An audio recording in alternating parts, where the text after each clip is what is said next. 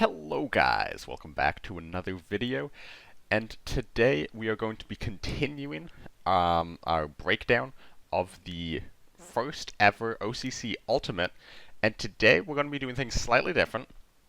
So since I was knocked out in the previous round, today I thought I would try a slightly different format and actually record my live reaction to the games. So this way I'll still be able to provide my commentary.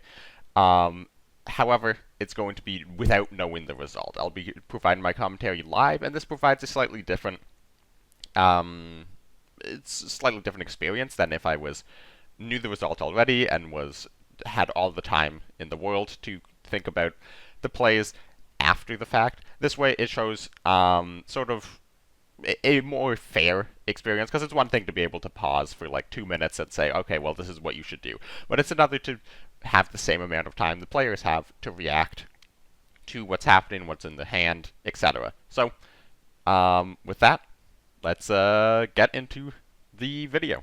What a performance there by J King. J King, full plot armor. J King is pushing himself into the ranks of the legend. J King is our world champion! J King 7! What? The back-to-back Kards world champion!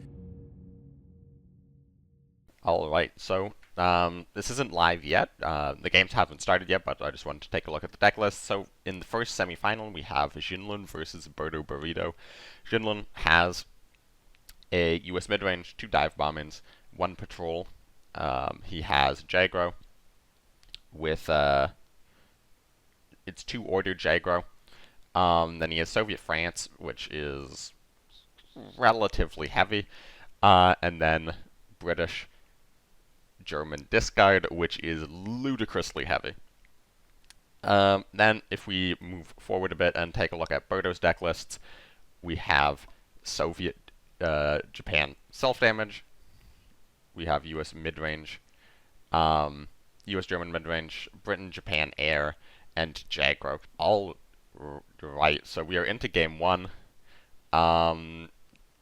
Basically just missed the mulligan. But turn 1, or game 1, it's self-damage into mid-range.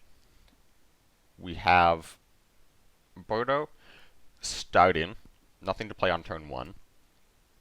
Jinlun has his choice between 32nd and Greyhound. He's going to go for the Greyhound. Wants to avoid the sickle. This is going to result in a yak coming down. And Jinlun cannot kill it this turn. However, he has the choice of being able to do Red Devils to the front line or Greyhound 32nd. I like Red Devils. That's what he's going to go for. Now Berto has an interesting choice. I suspect he's going to do 456 Sickle the Greyhound to guard the yak. And not only does this guard the yak, it actually brings the guard outside of range of killing it with 99, since it becomes a 2-4. So Jinlun, he's gonna 99 the Red Devils. I don't think he should hit. Since he has a second 99th in hand, I don't think he should hit. I think okay, well, he goes for the hit. So this is going to create a 3-2, however, it brings your Red Devils into range of Red Dawn, and now the 0 cost 34th comes out, kills the Greyhound. This is going to allow Jinlun's dive bombing to take the yak out now. He has 2 copies of dive bombing, but Berto doesn't really care about the draw now because he has Scouting Party and Winter Warfare in hand. So yeah, I think hitting the Greyhound's perfectly fine. A 30-second draw is a bit unfortunate. And now actually Jinlun, if he dive bombs the yak, there's not a whole lot else to do with this turn. I think you just play the 30 seconds and pray. He's going to dive bomb the 456th to kill it, and then keep the yak stays on the board. I do not like this play. I think you're going to lose anyways, like 90% of the time from this position. However, I think you have way better chances of winning if you kill the yak, and then you're going to take out the 456th in the future, you just kind of go with my opponent has no more self-damage in hand, they can't grow this unit anymore, something like that. If you keep the Yak on board, you're having to trust in your ability to draw into another piece of removal, and also you're giving your opponent another piece of card draw, which is making it more likely that they're going to have these answers to your board. And at this point, you're in a position where you need your opponent to not have answers. Now, Jinlun is, because of the Petliakov, Jinlun can't do 5th Rangers to kill it. He can't do 30 seconds to draw more 30 seconds, not that it matters, since he has both in hand. And yeah, this game is as good as over. And Berto doesn't, he doesn't quite have the range to kill Jinlun yet. However, yeah, I think Petliakov into one of the 30 seconds, Caddy into another and go face with the 34th. I think sacking the Yak is perfectly fine in this situation as well. It just leaves you in a kind of an awkward position. He's going to go for the SU rather than the attack. I also don't mind this. Because, yeah, and again, in Jinlun's position, like, he needs to trade the Red Devils and the Combat Engineers to kill the 34th, and then play the 99th, I guess. It doesn't really matter, because again, there's this Petliakov, there's this Petliakov that is going to be unable to be killed. And, yeah, I mean, this game kind of is a solid showcase of why this matchup is heavily favored for self-damage. Berto can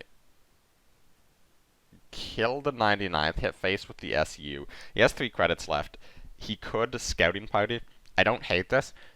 If there was any other card in hand, you have to start to be worried about Stars and Stripes, half-track Stars and Stripes, but you don't have to be worried about this for several reasons. 1, Petliakov blocks the half-track.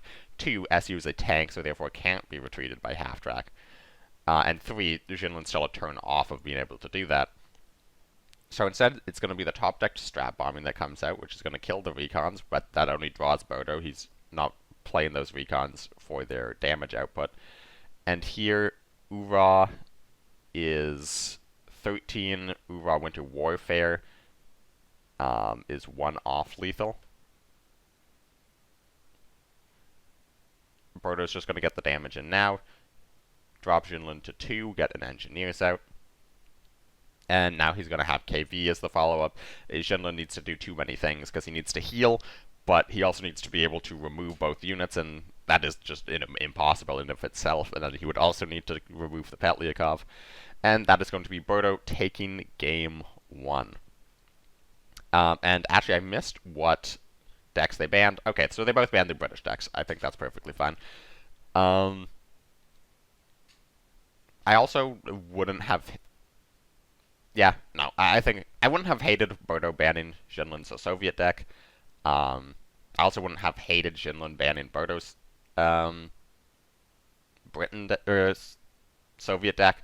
I think each of them could have banned the Soviets. I think each of them could have banned the Britons. They each banned the Britons. I think that's fair. Because it is in a position where if Jinlun has his discard banned, he's going to want to ban air. So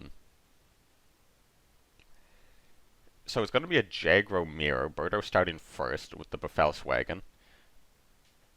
Now, a lot of people think starting first in the Jagro Mirror is better. I actually would rather start second, because 1, you can just react to what your opponent plays, and 2, it's the 2 extra cards for going second is actually really, really important, because it's more likely to find these Blitz 1 drops that are important to control the board early in the game. You're more likely to find... You're going to find your Eratos first, you're going to find your Feigns first, you're going to find your Despots first. So, like, there is the occasional position where you can do what Berto's doing now and get a couple draws out of the 22nd. I do not like playing both of these, I think this is an unnecessary commitment into a desperate measures. Playing one of them is very good because it stops a just Whirlwind trade. This is going to give Akita more targets, however it doesn't matter since the Type 94 is a 0-up tank, so it's just going to move up and take out the 22nd anyways.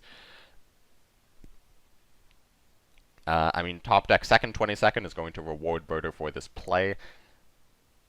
Jinlun now, he can Errado Akita into it. He can also have Whirlwind and move to the front line. I do like this Errado Akita move slightly more. Now Berto, with his own Akitas, and he's drawn into his Feigned. Jinlun's drawn into his Feigned. So they each have Feigned. Jinlun can take out the 22nd with the Errado, Whirlwind into the Akita. Yeah, get a Type 94 down there first to absorb the blow. Yeah, once you have Feigned in your hand in this mirror match, you can be way more wasteful with your resources. So now Berto's going to want to 35T into the Type 94. And actually, no, he's just going to go for Feint, and I like this. As I was saying that, I realized he didn't really have any other great follow-up that play, so there's no reason not to just Feint on curve here.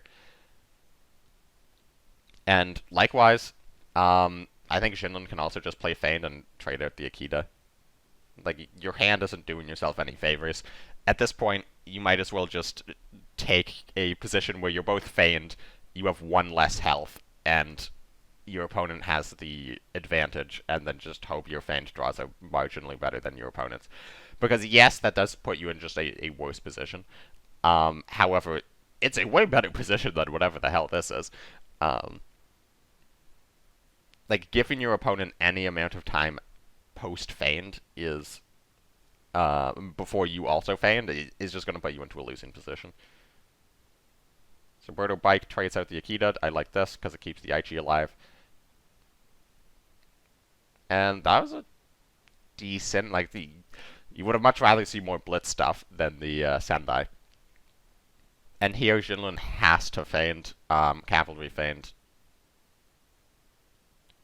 Hit face with the Type 94.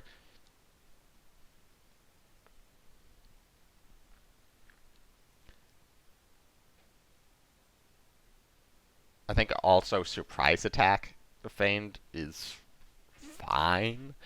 I do prefer the Cavalry. And he is going to throw at the Bicycle Regiment. I think Jinlun is completely throwing this game. And, I mean, this is a perfect example of why... I know I say this a lot with a lot of different decks, but anytime people say a certain deck is easy to play, Berto gets the guaranteed... Oh, it's not actually a guaranteed Desperate Measures, because he runs Bombing Raid and Desperate Measures. He is still on 3 order, and he finds the Bombing Raid. This is why you should not run Bombing Raid. The deck building mistake from Berto. But yeah, anytime anyone says a deck is easy, they're just wrong. Like, Jinlun is a good player. He's in the OCC Ultimate. He has won the last OCC Clash. He just took out Leo in the first round. He is a good player. However, this game, he is absolutely throwing on Feigned. And Desperate Measures is easily the single best draw in his deck. It's the only draw in his deck that gives him an even remote chance in this game, although it's probably still too late. He's down a Sendai and 2 Type 94s, meaning that this key from Berto is going to be sticking around, and I do think he should go for the key rather than pressing a wider front line, because the wider front line gets answered by a wider range of things and a much cheaper range of things. So if he goes for a wide front line with the Whirlwind, it gets answered by, like, Type 93 into a Cavalry into a Bicycle Regiment, and then suddenly your front line's gone. Whereas the key, there is 2 cards in your opponent's deck which can answer this key. Now, obviously, your opponent has a significant amount of health. You're not just going to immediately... you're not just going to immediately kill your opponent because you have a key for a turn. Jinlun finds his own key into a Befelswagon that's not great. I actually forget what's underneath the Sendai. I think it's like a 20-second. Yeah, I believe it's a 20-second, so he doesn't really want that back. I think he should probably just play the Befehlswagen. Although, you're going to be getting at least 3 draws, in which case he should have hit the Sendai. There's an Aichi underneath Jinlun's Sendai, which he looks like he's now considering to trade.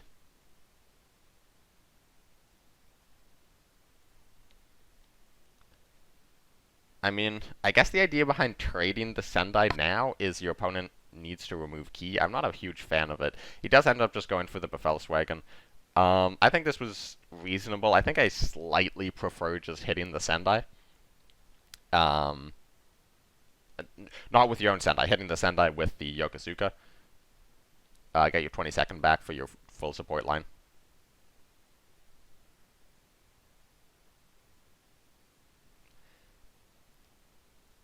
And here, Berto's actually 5 off lethal, 3 off lethal this turn. A Type 93 wins the game. He does not have the credits to draw for it with Dina. He does have the credits to draw for it with Type 94, which is also just a good play if he doesn't find it, because he can pin the key. Signal Regiment is also a really good pickup. Berto's going to go for the full board clear. He loses his Aichi because he moved up after killing the Sendai. It's a bit of a mistake by him. Although I do really like clearing the board because it does put you into this position. Please just hit face with the key. And yeah, this is a pretty dominant position. And Jinlun is down his desperate measures. Starts with the 22nd. To get the infantry unit. I feel like I would have rather started with the Whirlwind, and because you essentially need to draw into a blitz infantry anyways this turn. And here it is essentially too late because he needs to draw Type 94 off the Arado as the only way to stay alive, but then he's still going to die to the Whirlwind in Berto's hand. He finds the Sendai a little bit too late.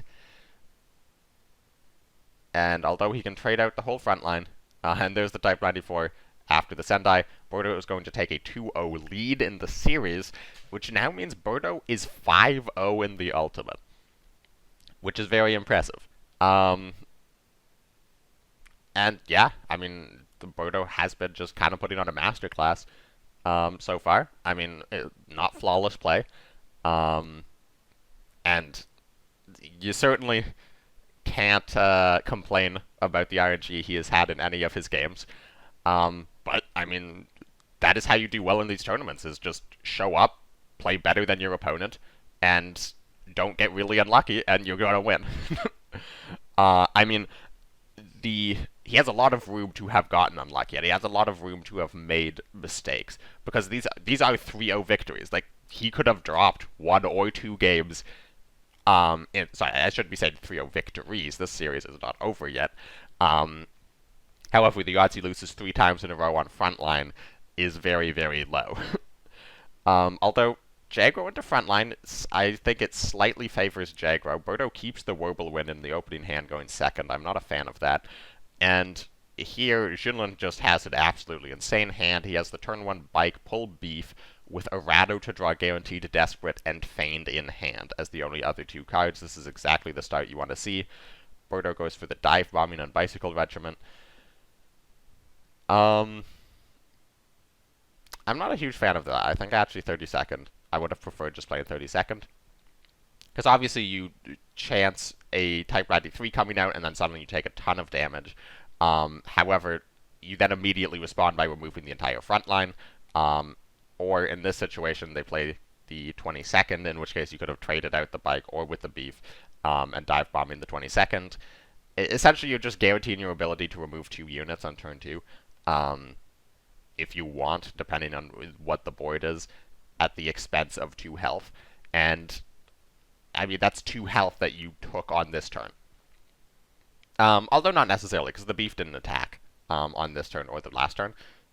So you did end up saving the health, but you saved the health at a significant tempo loss, and I think the tempo is more important at this stage in the game than the health is. Like, the way Feigned Retreat is built right now, it's very rare that they burn you out unless they play Feigned with a signal. And, I mean, if they play Feigned, you're going to lose 90% of the time anyways, and if they haven't played Feigned, it's pretty difficult for them to just burn you out. Not impossible, but it's very difficult, and I don't think that's something that you should be really playing around at this stage in the game. Here, Berto's going to 35T into the type... Well, yeah, he should 35T into the type 94 and trade out the 22nd, and then... he could also Red Devils into the type 94 and kill the Yokosuka and leave the 22nd alive. I'm sure he doesn't really want to do that. I do prefer keeping the Type 90, or the 35T alive. Plays out the last 32nd. Here. Oh, I think you play the key, and just force your opponent to spend the credits on half-track if they have it. Because you don't need more 1-drops from your deck. Like, you have, I mean, okay, well, if you know your 1-drops are going to draw double Cavalry Regiment, Dina is correct. The reason I don't like playing Dina there is you don't really want a Type 94 here. You'd much rather your Type 94s be in your deck, just because they're a very valuable unit, and they're not a valuable unit at this point in the game. Jinlun plays double Cavalry, not on the same side of the Yokosuka, so he misses out on a damage. That is what Berto was emoting about.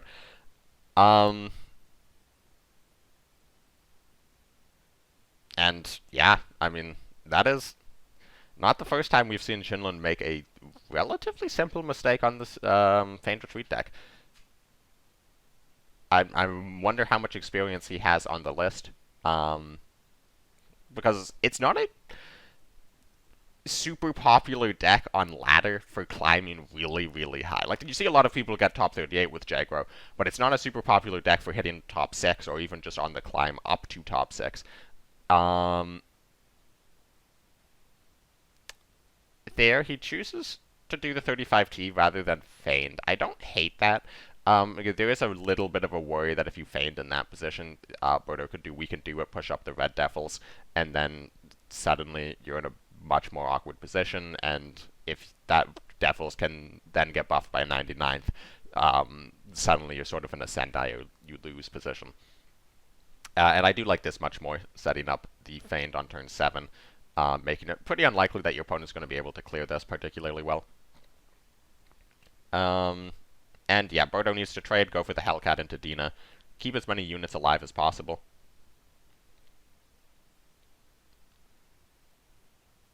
Second Dorado pickup.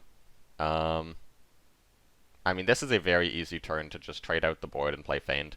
Playing Feigned on an empty board against Frontline, you're as good as one. Oh, Jinlun, please don't play the key. Oh, please do not play the key. This is how I feel watching these games live, when I just, like, see the opponent... or not... Well, also see the opponent, like, hover it over misplays, but watching these streams when I just, like, see players in perfectly winning positions for the game. He does trade out the Dorado and then play Feigned. He goes face with the 35T. I don't hate this. I think it's marginally weaker because it makes We Can Do It a potential play.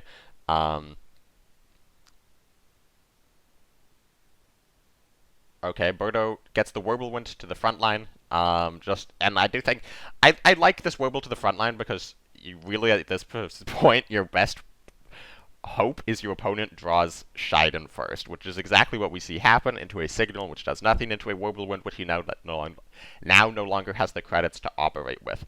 So now Jinlun is in a position where he has these two cards that in his support line that cannot be used. However, he has picked up the Desperate Measures with the third card, which I'm sure Berto is not going to be happy to see when that inevitably comes out next turn.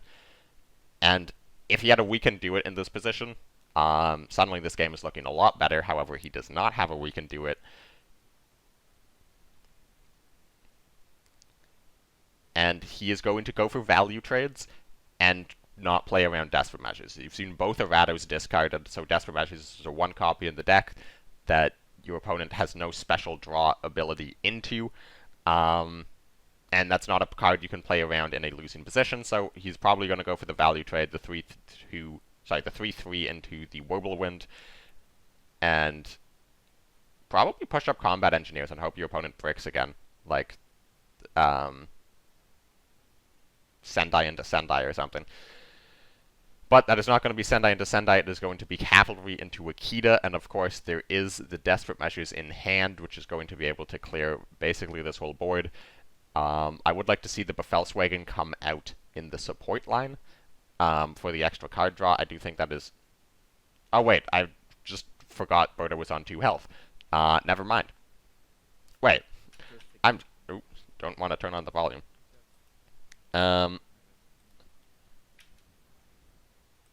Oh, okay, I didn't think Berto was on 2 health. Berto just surrendered as soon as the Desperate Measures was played. I was like, if Berto was on 2 health, why didn't Jinlun just play that at the start of the game? Okay. I was very confused. I was like, when did he get to 2 health? No, that was Berto surrendering as soon as the Desperate Measures came out, and that is fair, and that is the first game Berto has dropped so far at this tournament. Jinlun now has a mirror match, which we've seen a couple of mirror matches of Frontline so far in this tournament, and let's just say they were not the most skill-decided games ever. And I'm not saying that Frontline mirrors are not skill-based at all. I think there was some of the hardest matchups in the game to play. I actually absolutely love playing that matchup on ladder. My win rate in the mirror on ladder on Frontline is crazy. I really, really love it. However, if there is a possibility that it involves absolutely no skill, based on hands. And we've seen a couple of those so far in this tournament. Jinlun not getting a decent start. It's not quite the Red Devil start. He's going to start with 32nd into push-up 32nd. This stops Berto from playing a Greyhound or a Red Devils to the front line. Berto is just going to leave this alive, because if it's buffed by 99th, that's not a big deal. He could just double trade into it pretty easily. And now I suspect Jinlun is going to push the Greyhound after the 32nd. He's going to do... Is he just going to max stack 32nd? This does allow Red Devils to get to the front line, which is the big no-no of this early game. And I think that is a big mistake by Jinlun. And this is sort of what I mean by it's not just who goes first in the frontline mirror. Jinlun went first with a good hand. And it's turn 3 and he made a mistake that has just cost him all of his advantage and possibly the game. Because now the only way to get rid of this Red Devils is double trade. He can dive bombing trade to keep his units alive. However, that's still his entire turn. He's going to take it out with the Combat Engineers. He does not have the credits to play Greyhound. Now, Berto is going to be able to press the advantage. 35T kills the Combat Engineers and stays alive. And Berto is going to push a second Red Devils to the front line. Surely this one Jinlun has to dive bomb in, because he will still have the credits afterwards to trade the 32nd into the Greyhound. Or into the 35T, sorry. He's playing Greyhound. He can still kill Red Devils. He can also keep Red Devils alive and just say, I hope my opponent doesn't have 99th. I think that's a little bit... yeah, I think you just take the trade on the Red Devils now. I much prefer dive bombing. You can still dive bombing and just leave your opponent with a 35T on board. You might be saving dive bombing for like a 5th Rangers, potentially. So he's going to take out this Red Devils. Burrito Combat Engineers draw pretty good. Unfortunately, he doesn't have... I mean, he could Hellcat into Greyhound, which is isn't actually like the craziest play ever. You still have 2 units in the front line. You've taken out one of your opponent's units. He instead is going to do double Combat Engineers, double push. This is going to... if he trades, which I would like to see him do. I would have liked to see the trade, because this means 5th Rangers cannot be played. Well, it can't be played effectively. Now, if Jinlun had a 5th Rangers in hand, he'd be able to trade into the 2 4-1s and then 5th Rangers into the 2-1, and be left with the 5th Rangers, obviously. this way, I don't really see the point of doing double combat engineers to create 2 4-1s if you're going to allow those 4-1s to die on board immediately. Jinlun goes for the Whirlwind. I quite like this. And here, I think you just dive bomb in and... It's hard, because if you dive bomb and take the front line, your 30-second does not live into the start of your turn. Oh, dive bomb and push the Whirlwind up, maybe? I mean, like, your only hope coming back into this game... Well, not only hope. You're about equal on cards, and maybe your opponent doesn't have a Sherman, which, looking at Berto's hand, he doesn't. He does push up the 32nd in the end. This is meaning that he's not going to be able to Sherman next turn without a good draw. However, the flip side of this is it means his Whirlwind can move and attack next turn to take out a target in the support line. I'm not sure how valuable that effect is. I think actually moving up the Whirlwind would have been significantly better. Because also, like, with a patrol, if your opponent takes the front line with a unit that has 2 health, you can patrol push 32nd Sherman next turn, which would be a big deal. Berto is going to get his 5th Rangers to the front line. This might just be half-tracked. Yeah, I'd like to see Jinlun half-track the Rangers, patrol the 32nd, push up Whirlwind. Because your opponent's traded off 1 combat engineers, and that puts them into a position where they need to trade off a 2nd combat engineers. Like, he's definitely half-tracking the 5th Rangers. That's happening probably 100% of the time. He could also just raw Sherman as a way to answer it. It's very weak to we can do it. Trades Whirlwind. I'm not sure how much I like that. And 99th. I'm not sure what he's saving this patrol for. I'm really not, because it seems like he has an idea. Berto's just going to push PIR. We can do it. There's a very strong position. He actually is going to choose to 99th it. We can do it. I don't hate this either. You are bringing it up to 9 health. Or actually, no, I quite like this play. Because you're bringing it up to 9 health, meaning that Jinlun can't answer it with his own 8-8 version of 5th Rangers. If he had gone for the PIR, it would have been a 6-7, which gets traded into quite nicely by an 8-8 5th Rangers. Now, he's probably pretty certain that Jinlun did not have 5th Rangers last turn, but a top deck 5th Rangers there could have been quite good. So, very solid play by Berto. And to be clear, because of the speed at which these players are playing, I sometimes, like, I don't have the opportunity to fully think through these plays. So, yeah, if I'm looking at it and I'm like, okay, first immediate thought is doing this play, like playing the PIR, we can do it. If this was a game, if I was doing the pause and play analysis, I probably would have paused, come to the same conclusion of, yeah, actually 99th, we can do it is much better here. However, with like 15 seconds to say it, that is why. And Jinlun is just going to surrender because there's nothing he can do. And, I mean, yeah, strong opening hand, going first in the mirror, and 1 mistake on turn 3 costs him the game. And Berto, very solid play from that point on, moves on to the finals up 3-1. So we're going to take a break here as the stream does their break and their setup for the next series, which I believe is going to be Noen versus Tiger, to see who is going to be the other finalist facing down Berto in the finals of the first ever OCC Ultimate. So, I will pause the recording and see you then. Alright, we are back with Game 1 of the second semifinals. We're a little bit into it already. It is going to be Noen's Soviet-US ramp versus Tiger's air. So, I think both of them should have just banned air. Tiger did ban Noen's air. Tiger banned Noen's air. Noen banned Tiger's Japan-Britain air. Because Tiger has a bit of a weird lineup. He has Japan-Britain air, Britain-Japan air, Soviet-Italy self-damage, and a German-Japan aggro deck.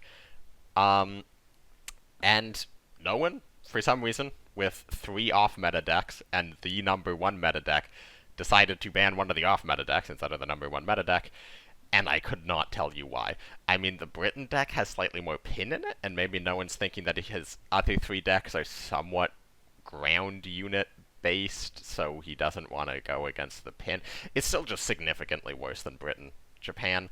However, no one, as he always seems to be able to do on this Soviet US deck, he has kind of exactly what he needs. He has the War Machine, he has the War Bonds, and he has the Confusion Ural Factory to take out the buffed up Aichi, to take out 2 bombers in 1, and that is something that is incredibly difficult to do on the Soviet deck. However, he is very quickly running out of cards. This Heroes of the Soviet Union is going to need to pick up something good. I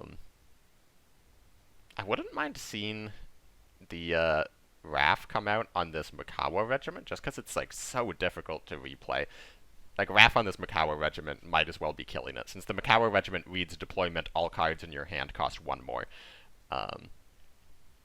However, it's not. You can also just take it out with Albacore Empire Strikes at some point.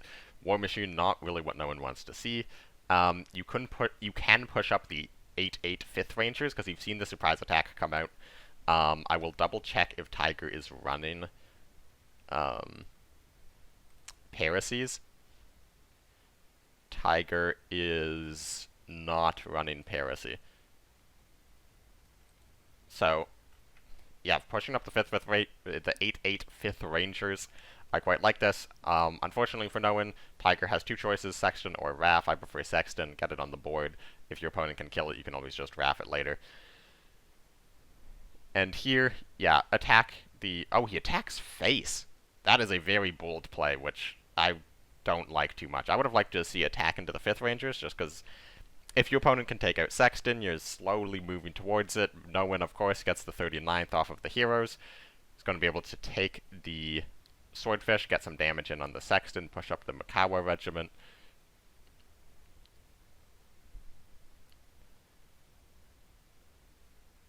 There's no reason to push up the Bryansk regiment.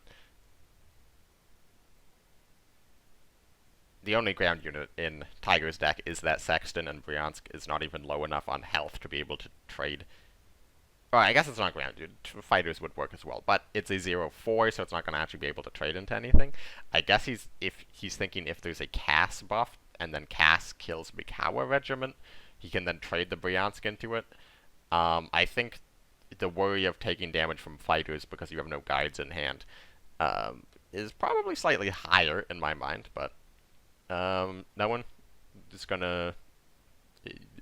He decides he doesn't care about that and pushes up the Bryansk regiment. The RAF Lightning going to come out on the Swordfish, return it to Tiger's hand.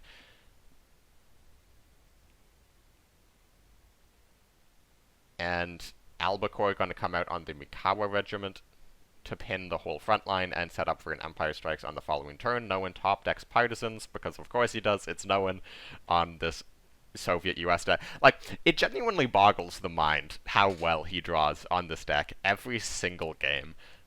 I mean, yeah, Partisans is going to be able to take RAF, kill Sexton, and then he has the choice of Red Banner or Ural Factories on it. Here, I think I'd rather the Red Banner.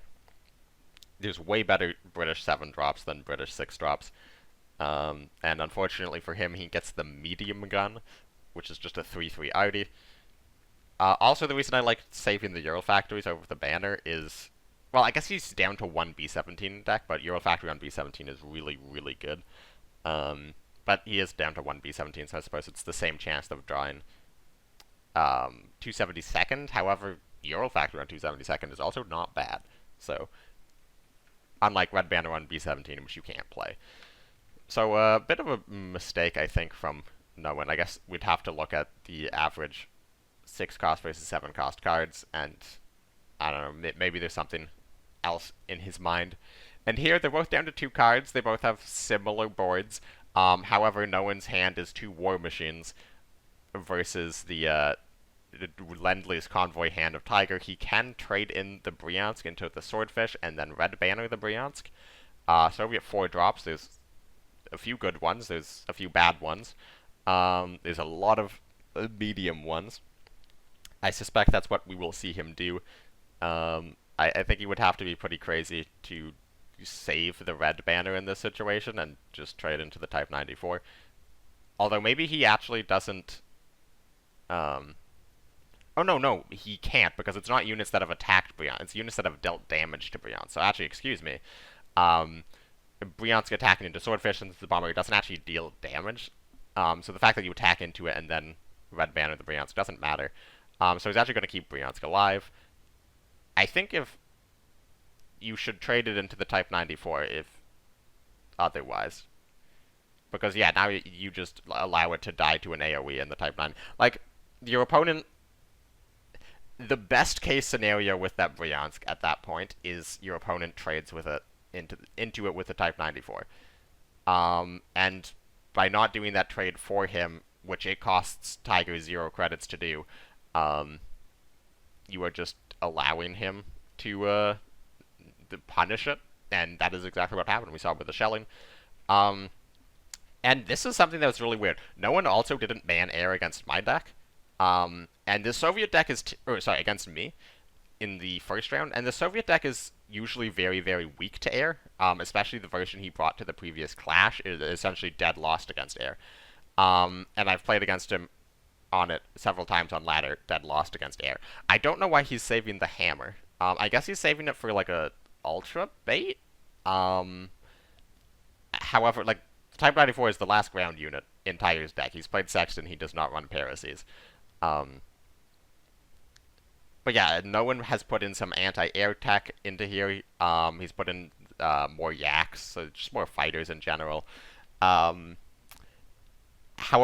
like, you make it better into air, it's still a losing matchup. I don't know if he just thinks it's good into air now because he threw in these anti-air cards. It's not. It's still a very losing matchup, as we are seeing very well in this game, where Tiger is quite handedly destroying no one, frankly. No one goes face, and now is going to hammer. Or not. I think no one has lost the plot at this point. I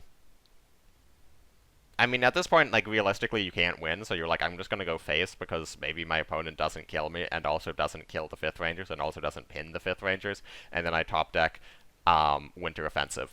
Although, after saying that, I now remember that no one does not run Winter Offensive in this deck.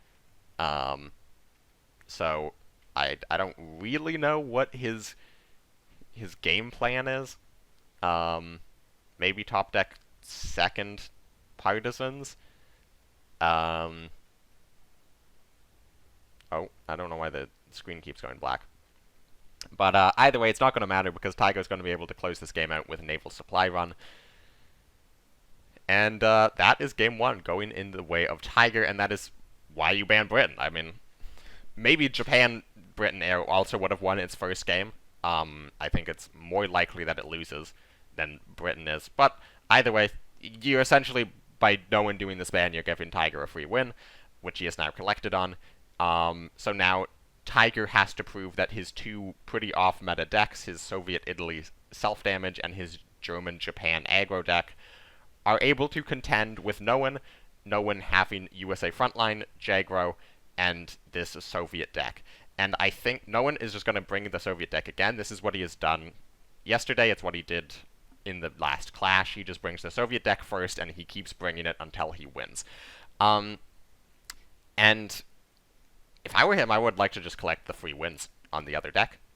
Maybe he thinks one of these matchups is particularly poor, so he wants to bring the Soviet deck to try to hit the better matchup first. If that is the case, I'm not sure which one he thinks is particularly better. But this is the first time I've seen no one not have War Machine on turn 2 on this deck, ever. I think I have to say. Tiger starting with the Bicycle Regiment. He now has his choice of 35T. He can play down double Type 94. He is going to go for the 35T trade to go face with the Bicycle Regiment for 2. And no one here. I mean, he's just going to play the Chaika. I mean, I don't think there's a card he could draw that would... I guess Sickle. Well, Sickle would be the one card he could draw. I don't even think War Machine is particularly good here, because what are you doing on 5? You're playing First Rifles. Or 5 credits, I mean, you're playing First Rifles.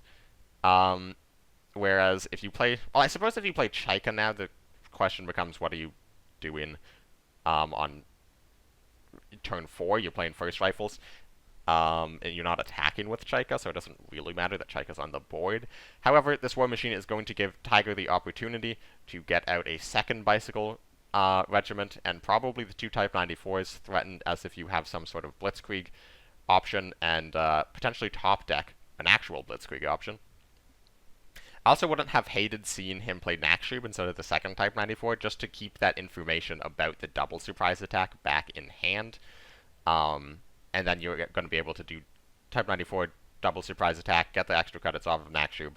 Obviously, the downside is you have one less tank on the board, but the upside is your opponent doesn't know about this. However, no one doesn't really have a choice. He just has to play First Rifles here, knowing that the first body of First Rifles is going to die to these surprise attacks. However, Tiger doesn't really have a great option. Otherwise, I think if you're Tiger here... yeah, I think you just go for the Panzer Age. Look for a Blitzkrieg. You know no one doesn't run Winter Warfares, so you know that he's not going to suddenly be able to kill all of these units. So just look for a Blitzkrieg. That's going to give you a significant damage boost, and potentially even just lethal. Would it actually be lethal if he finds Blitzkrieg off this? So no one kills one of the Bicycle regiments. I mean, based on no one's hand. Obviously, no one could have like a Confusion. He could even Partisans to kill 2 of these things. Tiger does not find the Blitzkrieg, or at least does not choose the Blitzkrieg. Probably didn't find the Blitzkrieg, though. It is hard to imagine anybody would not choose to take a Blitzkrieg in this position. No one finds the top-decked Armored Train, which is exactly what he needs. Could not have found a better card in his deck. This is going to die to the double surprise attack, though, which means we're probably going to see the Nakshub with it. Nakshub double surprise attack, 22nd Infantry, and then you can move up and hit the First Rifles with the Panzer H.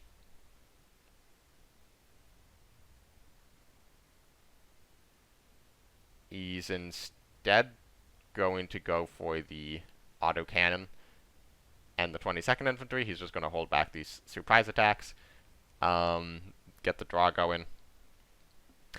I don't hate this.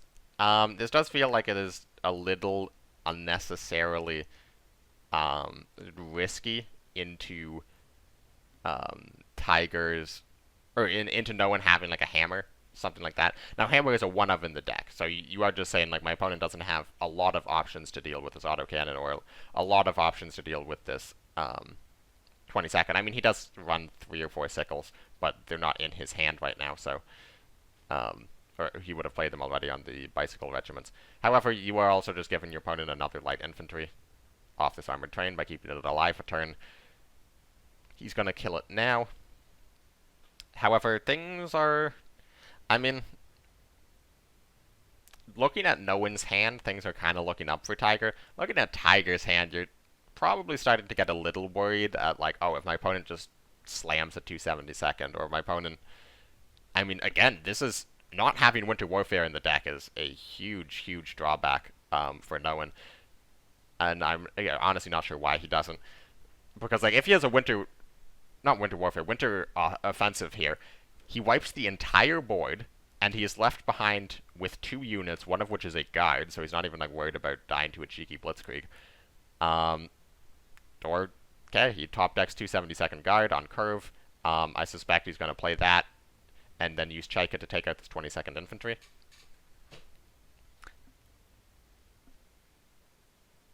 I mean, he does not...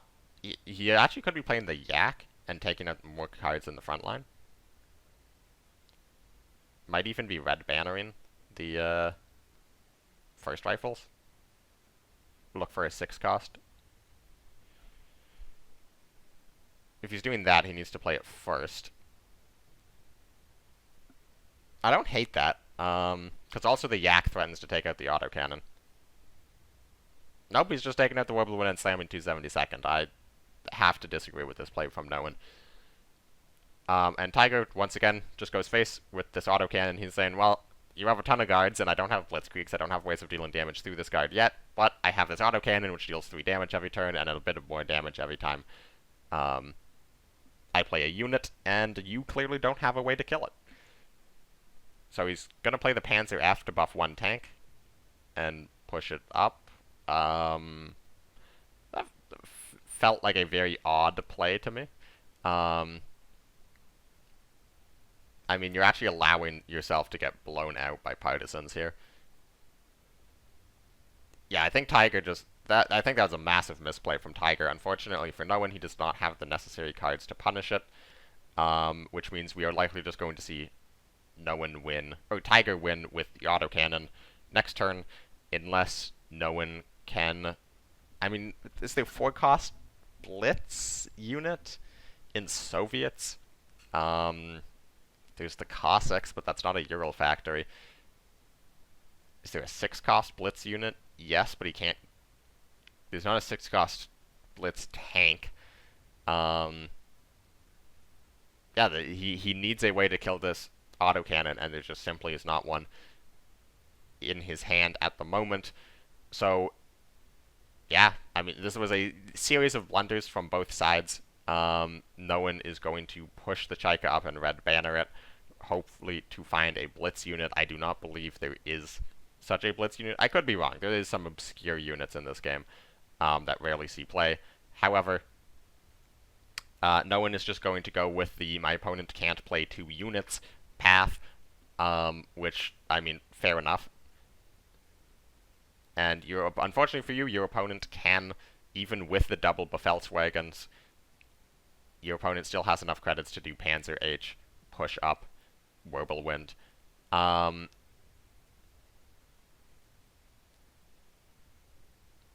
Yeah, he finds it, and Tiger takes a 2-0 lead over Noen. And yeah, this, I mean, I guess I didn't say it, well, I'm recording this before recording the part 1 of this, where I break down the first round. However, when I lost to Noen's Soviet deck in game 1 of our series, I said after the series to a couple of friends, I think that I actually have a greater than 50% chance to just 3-0 Noen on that deck with my lineup. Now, I don't mean a greater than 50% chance in each individual matchup.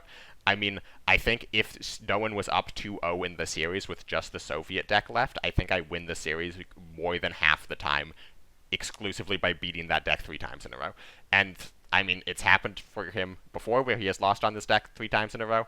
It happened to him in the last clash. He lost on this deck 5 times in a row, I think.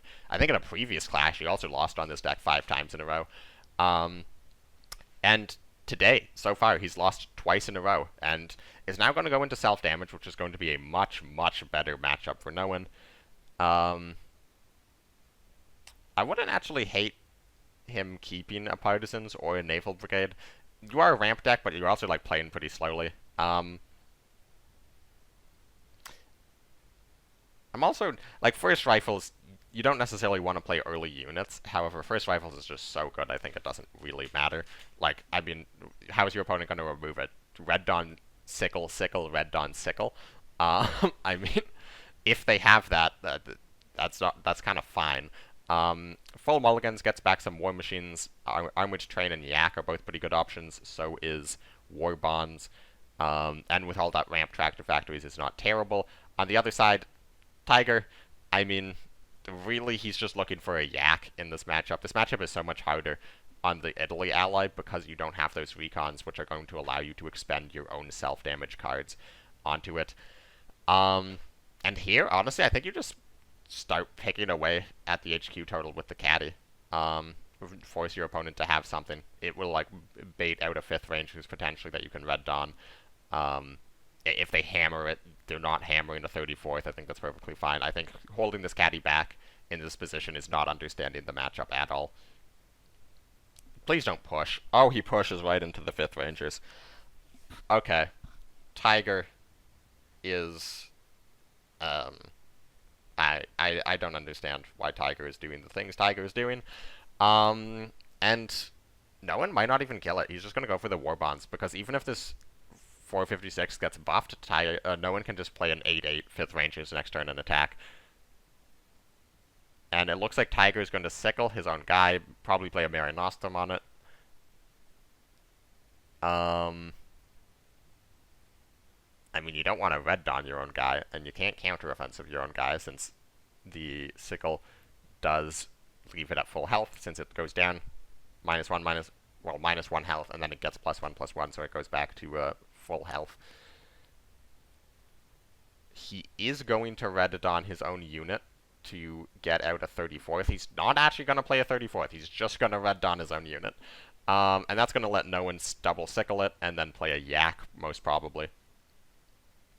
He can keep that 5th Rangers in hand to deal with 34ths once they get to the front line. In the meantime, he is just going to play out a yak. Finds double Ural Factory, not amazing draws. But it doesn't really matter. This game is essentially over. I mean, Tiger's win condition is like a very, very cheeky win with counter-offensive Ura. Possibly an OT combined in there. But I think that would also involve no one throwing the game somehow by like purposefully, not like by making a mistake to play directly into that.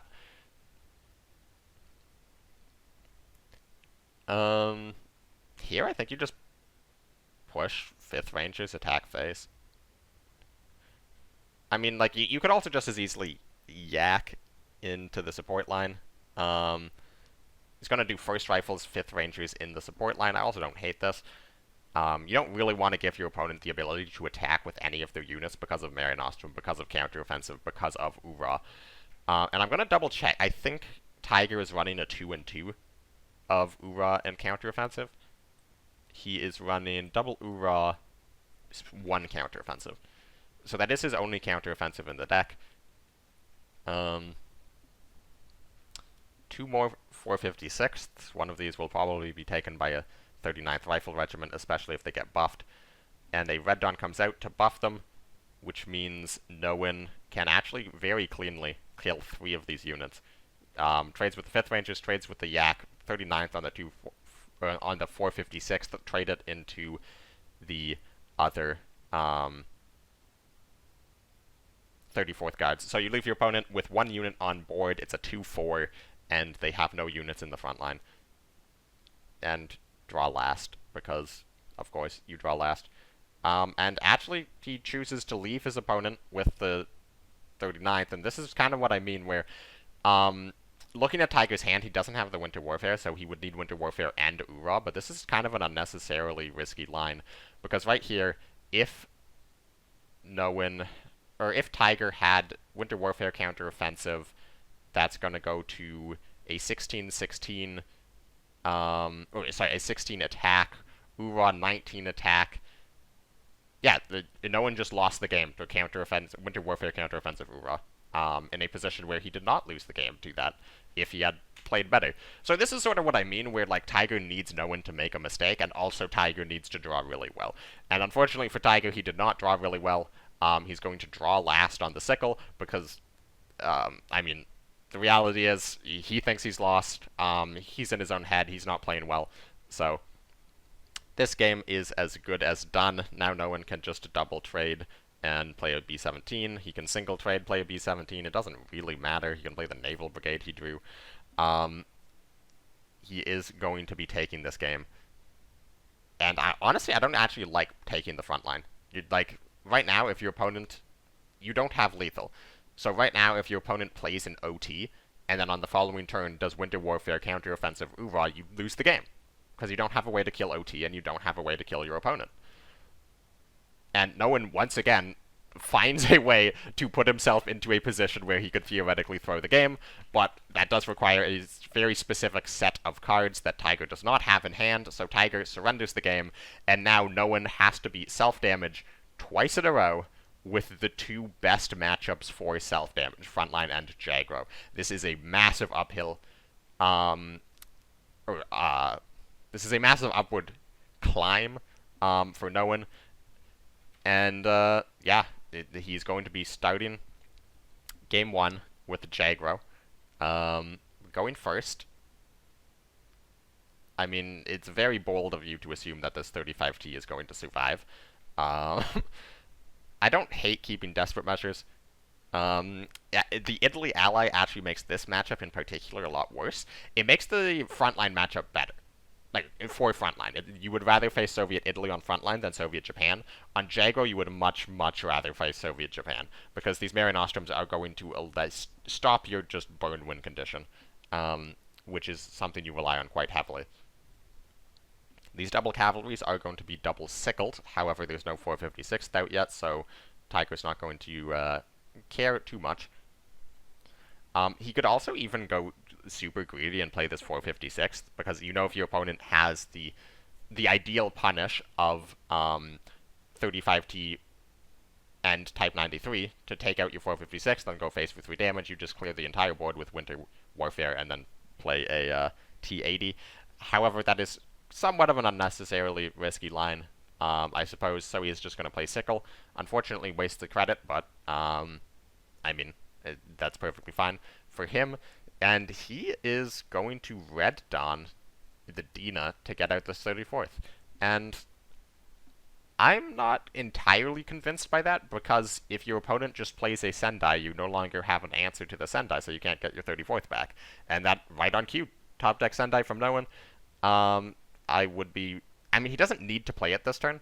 Ideally, he would want to see Tiger play out a Mare Nostrum on this first, maybe a counter-offensive, spend some credits to get it to the front line.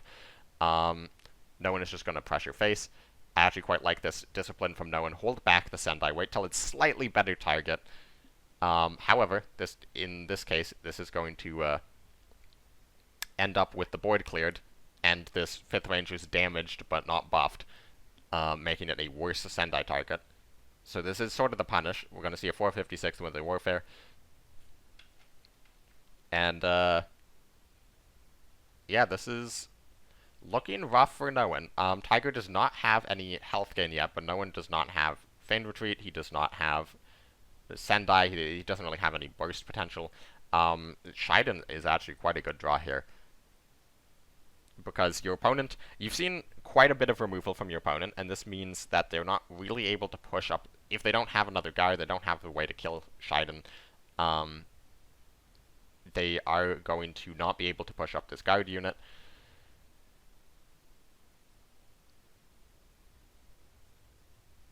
And, I mean, he can play an OT. He's not really he does not have the credits to do Ura OT attack next turn.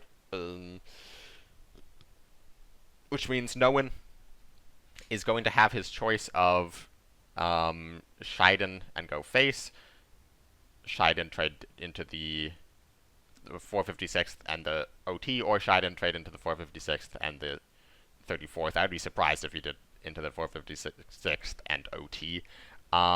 However, Tiger also has the ability to play Winter Warfare, which will damage the Shiden a bit, buff your 456th up a bit to make the Shiden not be able to double trade. No one does trade once, and he's just going to risk it for the biscuit. I quite like this play. You're kind of recognizing that I am in a very bad position. I need to go face. And Tiger finds the Mare Nostrum top deck, which is going to punish this play. Not the worst punish ever. No one's actually still in a fine position if he's able to find a Feigned Retreat in the near future. However, he is also going to need to win a 50-50. And actually, yeah, the Tiger doesn't even trade out the Shiden, because he recognizes I heal faster than you output damage. This does mean that no one no longer has to win a 50-50. He can just simply Sendai the OT, trade Shiden into the 34th. But he's on 5 health. And with Ura in hand, that means if at any point for the rest of this game Tiger has a unit on board that can attack, he probably just wins. Which means it is not going to happen for another 2 turns, but it looks like Tiger is going to be taking this 3-1 over no one, and no one actually decides that he needs to risk it with the 50-50 Akita because he needs to keep Shiden alive. That's the way he wins this game. I really like this risk from no one. It might look stupid. It might be like, why are you taking a 50-50 when you can just survive on board? Because no one needs to win the game. It's not simply about not dying. And he sees winning the game as keeping the Shiden on board. Your opponent has shown they don't have removal for it, and your opponent has shown they have no healing in hand because they used the top deck Mary Nostrum and they would have used it earlier if they had it earlier. However, with the hand of Tiger, he is just going to win next turn with Ura. There's nothing no one can really do about it. I mean, Tiger takes out the Sendai, gets another OT back, because he knows the max damage no one can deal this turn is 12 with double type 93 on the Sendai. And that is game. From Noah's perspective, he thinks he can survive slightly longer. He can pull out the beef wagon, take out one of these OTs.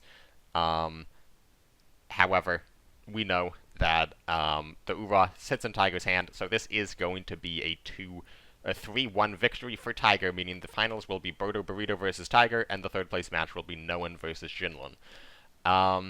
And based on plays, based on decks, I suspect and quite hope that we see a Berto victory in the first OCC Ultimate, and I suspect we're going to see a Noan third place, which seems to be his classic. Noan always seems to find into that nice third place.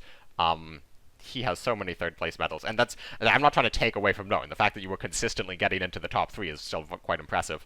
I think Noan does not know how that interaction works. If the Shiden attacks, it can not then move. And he has actually thrown the game on the board, because now Tiger doesn't even need the Ura in hand, but he's going to play it anyways and take this game. So with that, that is the second semifinals. So I will pause the recording now, and I will be back for my live reaction to the third place match, which I imagine is the one they're going to be doing up next. So I'll see you in a couple seconds. Alright, so we are starting in third place match. It's going to be the Soviet decks. Noan classic, starting on his Soviet US. Finds War Machine, 5th Rangers, Yak in the mulligan. Mulligan's the other 2. Gets back War Bonds, Partisans, pretty good. Jinlun on the other side on Soviet France. And they both banned each other's Britain decks. Noan banned Jinlun's Discard, and Jinlun banned Noan's Brit Air.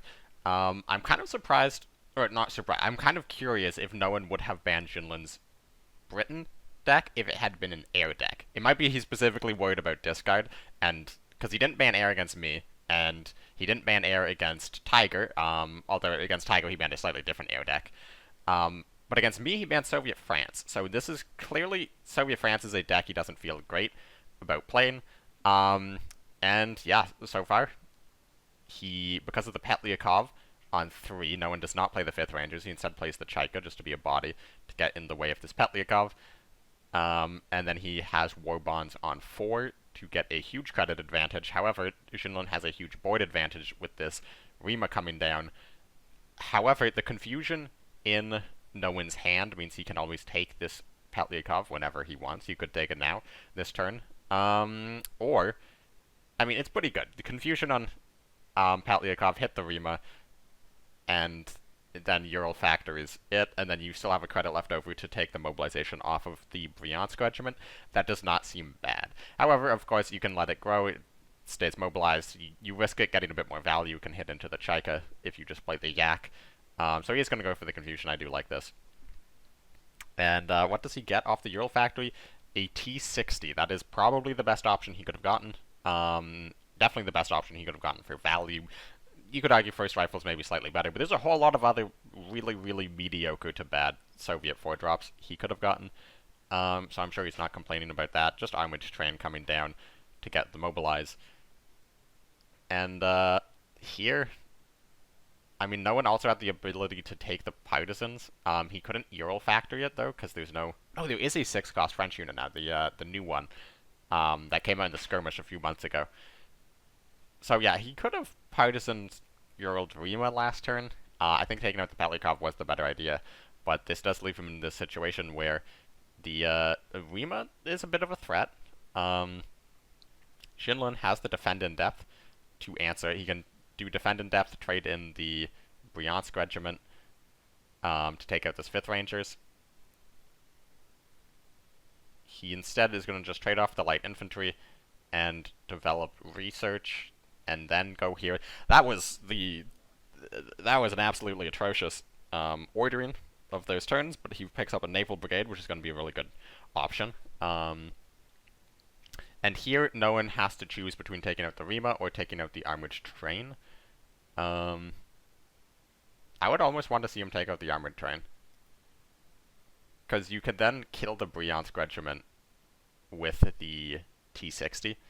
So you're essentially leaving you get rid of the 2 mobilized units, and you leave your opponent with just Rima and light infantry. However, no one with very, very little healing in his deck. He has 2 out of the 3 healing cards in his deck in his hand, though. But very little healing in his deck. He's probably worried about these nukes. And I know no one really likes to take these matchups quite aggressively. He's going to play it a bit slower with the We Can Do It. Take the mobilization off the armored train, but take out the Rima. I think this is perfectly fine. However, it is going to go straight into the naval brigade of Jinlun, which no one was definitely hoping not to see.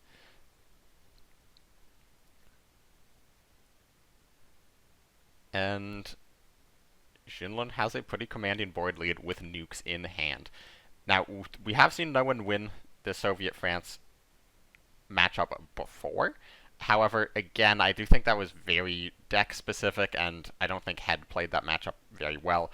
And other than that, no one lost with his Soviet France twice. Or sorry, he lost against Soviet France with this deck twice, which could be why he banned it against me. And he looks like he's in a losing position here. I mean, there's still a lot of game left to play. He has a huge hand, and he's at more than full health. But just with the way this game is going, Jinlun really has the ability to just sit back and develop nukes. And, I mean, with Armored Train and a Naval Brigade, he's got a huge total to work with. He can just sit back. He's not worried about taking too much damage. He's even going to push the Naval Brigade.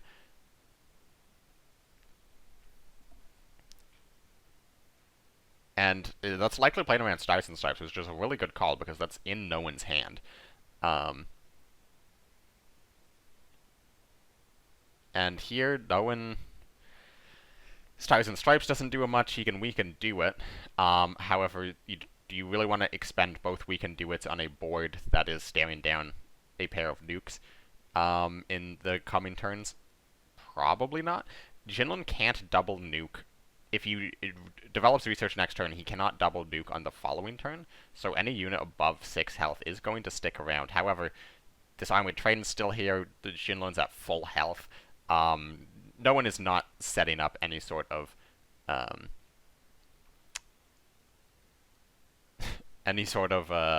lethal, and no one emoting that was a mistake.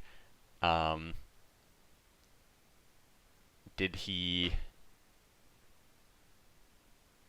I didn't actually really catch what happened. He lost the Chaika. I guess he didn't want to lose the Chaika. Could have hit him with the T-60 instead. And Jinlun knows that these units, not particularly threatening. He's just going to trade. And hits with the light infantry. Once again, likely worried about stars. And here, no one... I mean, you're going to sack the Yak, for sure. And that's 3 damage. He can't even kill the trade if he trades in everything on board into it. However, he is likely going to play stars this turn, so he can sack the Yak. See what you get. Hopefully it's a sickle. If it's not a sickle, then you play stars, and it's a armored. It's a tractor factories.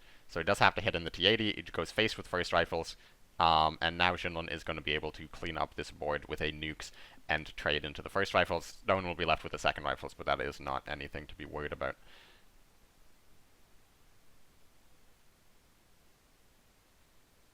And does he even need to nukes? He could do tractor factories, and then trade in one of the T-34s and the Eshak into the first rifles. He instead is going to go for a defend in depth and KV. This play seems a little strange to me. I mean, I guess he's saying that the T-60 doesn't do a whole lot in the front line. You can't trade it off to get the T-34.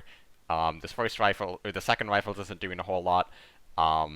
If you don't commit to the board, I do nukes and hit face for a lot. If you do commit to the board, I just do nukes. No one is going to take the KV, push it up to the front line most likely, get some damage in, and then Ural Factory it. Or Red Banner it, sorry, Red Banner it. Because he either gets a 272nd, in which case nukes become almost unplayable to some extent, or he gets this unit, I forget the name of it, but it does survive the first round of nukes, so Jinlun now has to make an interesting decision. You don't want a Tractor Factory double sack into that. I mean, your best option is probably to do Manhattan Project Winter Warfare. You don't really want to do that, because you'd like to save Winter Warfare for ISU, but it's definitely worth playing Winter Warfare here over the second nuke. I mean, maybe you just say, I can leave it alive and play a T-60. That seems a little risky. And you do want to get the guard down because you're a little scared of your health total. No one's deck doesn't have a ton of burn, but you know there's a T-34 in that hand, and you know there is another Partisans in that deck. And yeah, you're a little worried about your health total, at least in the immediate turns. Like, you do have 16 healing in hand, but ideally, you don't have to use both of those to heal. You do want to draw some cards. He's just going to guard up, take out the threat, trade T-34s. I don't hate that play. I think there's also an argument to draw, but playing it slow is perfectly fine. No one here. I mean, you no longer want to push up the 5th Rangers because it just gets traded into. You don't really want to do Tractor Factories because that just baits out the nuke. You don't really want to play 39th because there's actually a decent number of 2-drops in Jinlun's deck that can get really annoying really fast. So maybe you just play the train and hit? I think you hit. Because if you're worried about, like, oh, my opponent might be Partisans to take it and steal the T-34, your opponent can do that anyways. So you might as well get the damage in it on the first rifles. Now Jinlun's going to draw. Draw first. I like this. Defend in depth, can't take out train, so he's probably just going to spy ring.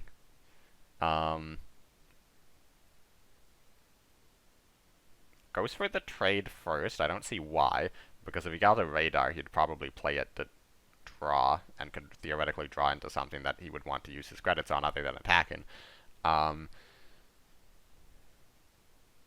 Engineers draw from no one. That is actually quite good. Maybe not immediately on this turn, because you do want to get as much healing out of that as possible. So I think you could probably just continue to play it slow. Keep as many cards in hand as possible. He's going to push out the 5th Rangers, because if Jinlun does do trade nuke, he's not developing research, this train sticks around. He's actually going to push the train. Oh, that is a really good play. I didn't realize he had enough credits to do that, but because of the ramp, he has exactly enough credits to do that. He's going to guard the 5th Rangers so that nuke's trade can't happen. Now, of course, Jinlun can just do nukes defend in depth. He can Partisans defend in depth. Defend in depth ISU. I mean, all of these plays are really, really inefficient, and he doesn't really want to have to do them. Another thing he could do is just Tractor Factories double hit into the armored train, because if Jinlun's perspective, there's not a high chance that no one is able to get through this first rifles, but it's definitely a real possibility if he just finds his one copy of Hammer, for example. And you know he has the T-34 in hand that would take his entire turn to deal 9 damage to face, but you don't really want to take 9 damage, so he's instead going to Partisans, return 5th Rangers to hand. He says, I have enough removal to deal with this. I quite like this. And here, I'd like to just see no one trade in the T-34 and go face, maybe. Engineers, 5th Rangers push. This is probably going to bait out the nuke, and I suppose if this does bait out the nuke, your immediate response is tractor factories. And once again, you're forcing your opponent to trade, so you are forcing your opponent to not develop research. And here we'll see if Jinlun finds a way to continue to not... I mean, there's a lot of ways he could 39th the Bryansk and then trade Bryansk and first rifles into this 5th Rangers. He can 39th the Engineers to get a bit of healing and then throw in a defend in depth and first rifles to take out this 5th Rangers. It looks like he's going to go for the Bryansk play. It does mean your opponent's going to get a decent chunk of healing. He could defend in depth the Engineers first if he wants to stop the healing. I would not be a fan of that play. I don't think... Without ramp, you're not ever threatening to do tractor factories. Oh, he's actually going to defend in depth, but then still steal the Bryansk. So I don't know if he actually just values having guard. It could be he just really does not want to take the 5 damage from this T-34. He knows it's in hand. However, no one is going to be able to immediately 39th this Bryansk back. And then he would actually... No, he doesn't have the credits to then also attack with T-34. And if he did, he would be playing really hard into nukes. So he's going to Heroes of the Soviet Union first. He gets 2 72nd Guards. Now he's going to take back the Bryansk Regiment. And go face for 1. And here, I would be shocked if we don't see the nuke come out. Especially with the Guard pickup, it means he can push up the Bryansk without worrying about partisans. Or he might just... I mean, I would be kind of surprised if he's not going to nuke. I guess he's not nuking because this 39th is an infantry. It is still slow to push up. He is perfectly fine just waiting a turn. He's only losing... Like, there's only really 1 damage on board that's threatening anything, and it's into a Bryansk. And he says, well, no, and you don't want to develop anything else on your board, I'm just going to develop research. And I actually quite like this play from Jinlun. Jinlun has drastically improved his play from the last set. And it could just be he's a control player. Like, it could just be he's more comfortable on a control deck. This is the decks that he enjoys playing, the decks that he understands the most. And it's when he gets onto those aggro decks and in those aggro mirrors that things start to fall apart. But hopefully we see play this well throughout the rest of the games. No one here, not in an envious spot. I think you just brace for impact from the nukes and push up 39th, hit Bryansk pass. You can throw in a sickle in there to draw cards if you want. I mean, I can't imagine there's much you would be willing to play. Hammer going to take out the 39th. Although, actually, maybe you do Hammer to take out the Bryansk Regiment and just deal damage face. You have to be a little worried about this research, I suppose, because if you just push up the 39th, yeah, I actually really like this play. You're going in with a T-34. Although, you are still... Oh, you know what this means? It means if Jinlun does just go for the research to discard by killing the tank, he does die. Unless it discards track back. Jinlun senses the danger. He's going to go for the healing. Then Manhattan Project, take out the board, push 39th up, secure the front line. And here, no one is actually going to be able to go for the Partisans attack face if he wants. He can do Partisans attack face, push up a 4/4 5th Rangers. And that's just setting up lethal. If your opponent doesn't have a guard, of course, your opponent can immediately use research to discard, kill your 5th Rangers, and potentially discard. It's a bit of an all-in play. We'll see if he goes for it. He's going to go for the Ural factories. So he's going to keep the unit. I'm not going to lie, I completely missed the fact that he still had a Ural factories in his hand. And push up the 5th Rangers. However, this is going to be responded to by a Tractor factories, which is going to take out both units. Important to hit that unit first, because if he hit the other unit first, he would have been pinned and died, which would have been a really funny way to end this series. And here, no one is 1 credit off lethal with Tractor factories. I would be shocked if he doesn't play it this turn, since if he waits, it's just a high chance it's going to be discarded. Sickles, draws first.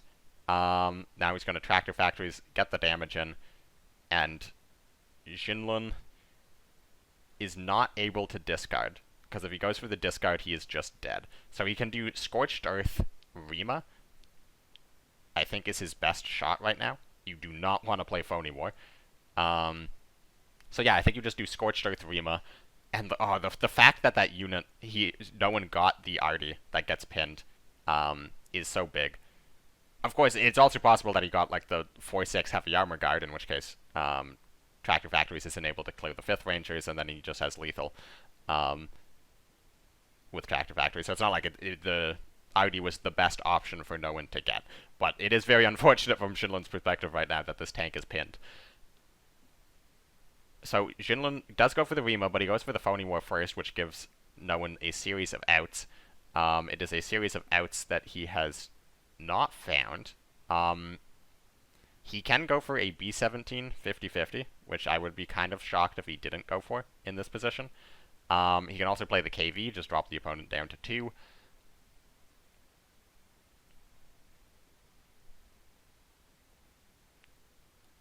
And if no one drew a sickle right now, he would be in such a better position. He goes for the B-17 50-50, and he wins it, and he's going to win this game. And this Soviet deck that struggled so much to win in previous sets is able to win the first game.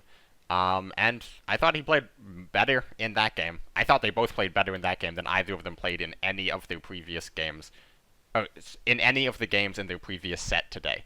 I think they both played really, really poorly in their semifinals match, but now in the 3rd place match, that was an all-around very solid game. And now, Jinlun still has a Soviet France, but after that, they are both left with Jagro and Frontline. So now we are going to see a lot more Jagro mirrors, a lot more Frontline mirrors, a lot more Jagro versus Frontline, and we'll see if the same terrible, terrible misplays that plagued the last 2 series are present here again. We have no one on Frontline now, and Jinlun is running it back with his Soviet France. This is a very favorable matchup for Soviet France. He has the Petlyakov opening hand. No Bryansk, though. You really want a Bryansk if you are trying to play an early Petlyakov, just to protect it. If you get a turn 3 Petlyakov behind a Bryansk, Frontline is essentially just rolls over and dies, because their only way of getting through the Bryansk easily is the half-track, which is a big part of why Patrol is an important card. No one finds the second 32nd, not what you want to see. He's going to push up the Red Devils. And Jinlun's going to come out with the Petlyakov. You can actually... It's not protected, but it is essentially protected. No one can just clear it out with the Blitzkrieg if he wants to. And I think is probably the correct play, because if a guard comes out to protect this Petlyakov, you lose the game instantly. So, no one really needs to go for the Blitzkrieg here. And anything else is also just kind of weak, like Combat Engineers push 32nd, just gets traded out by Chaika. And no one sees it, goes for it. That's very good. He's passed the first test. That was, like, just would have immediately lost the game if he had not played that Blitzkrieg. Now, we see Jinlun does not have an answer to it, a guard to protect it in hand, but no one just would also not really have been able to take it out in 2 turns. And, yeah, the reason you can play an early Petlyakov is the main things that you would use to gain tempo are half-track it back, 99th to buff the unit in the front line to attack into it to deal a bunch of damage, or 35T, multiple 35Ts to get in the 0-op tank to deal damage to it. All 3 of those are deployment effects. So, if you have a Petlyakov in the front line on turn 3 and your opponent has 3 credits, there's really just like, or not in the front line, in your support line, they really only have access to the units currently in their front line to deal damage to it, which in this case was just a Red Devils. However, Petlyakov is gone, no one has 99th the Red Devils, and Jinlun has dropped to the Rima, no one looking like he's just going to half-track this. I quite like this. Goes face with both. So it means this Chaika's going to stick around and is going to be able to clean up this 32nd or this half-track, whichever he prefers. He's going to take out the 32nd just because it's 1 less credit to deal damage to this Rima. And here, no one... I mean... You can Combat Engineers and kill Rima, which I think is a pretty decent play. and then you can push a Red Devils up afterwards. I actually prefer pushing 99th and playing the 32nd. And that's exactly what it goes for. Solid play by Noen. And here, we'll likely see the Winter Warfare come out. If you're going to play Winter Warfare, you'll want to play that first.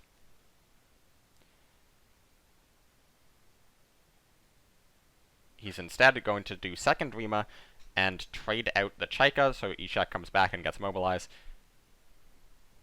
This play seems somewhat weak to me. Because you can do this exact same play, but you either you have cleared the front line together and the 32nd and the support line, forcing combat engineers push up, or another US Blitzer if he wants to Sherman. Or you don't have to trade the Ishak, you can leave him with the 2-1 in the front line, or the 3-1 in the front line, and you still have your Ishak. Probably would want to trade with that line. I'm not sure why he's greeding on this Winter Warfare, because it's not like he has ISU in hand. If he had ISU in hand, I think there's definitely becomes a question as to whether or not you play it. Here, Noen really were looking for a 35T. Unfortunately, he does not find it, so he's not able to remove this Rima this turn. So he goes for Sherman. Second Combat Engineers pushes up the light, or the 32nd, and trades into the Rima to just get some damage in on it. This threatens a strat bombing, like as in it looks to Jinlun like it is a strat bombing setup. Potentially a Stuyvesant Stripes, which means he's probably going to trade this out. He's even going to push the Rima, it looks like. And, oh, if this was the old Rima, the Rima that gave Mobilize to everything. Although, I suppose if it was the old Rima, it would be a 3-3, so... in that case, I would not trade with Sherman. But I quite like this. You're saying, I mean, remove it. This is kind of weak to dive bombing, and no one does run dive bombing still. No one is just going to toss a 5th Rangers into it, push up a Sherman so he can get the first hit on first rifles. I quite like this. To be honest, from no one, you are spending the credits now to remove the units now. You know, there might be any sort of removal in your opponent's hand. Your opponent's hand could be all more units. Your opponent's, and just try to snowball out on board, because no one doesn't actually have AoEs. Jinlun doesn't know this. Or it could be just all removal, and if you try to play it slow, Jinlun is just going to take the front line and remove all your stuff, and suddenly you can't do anything.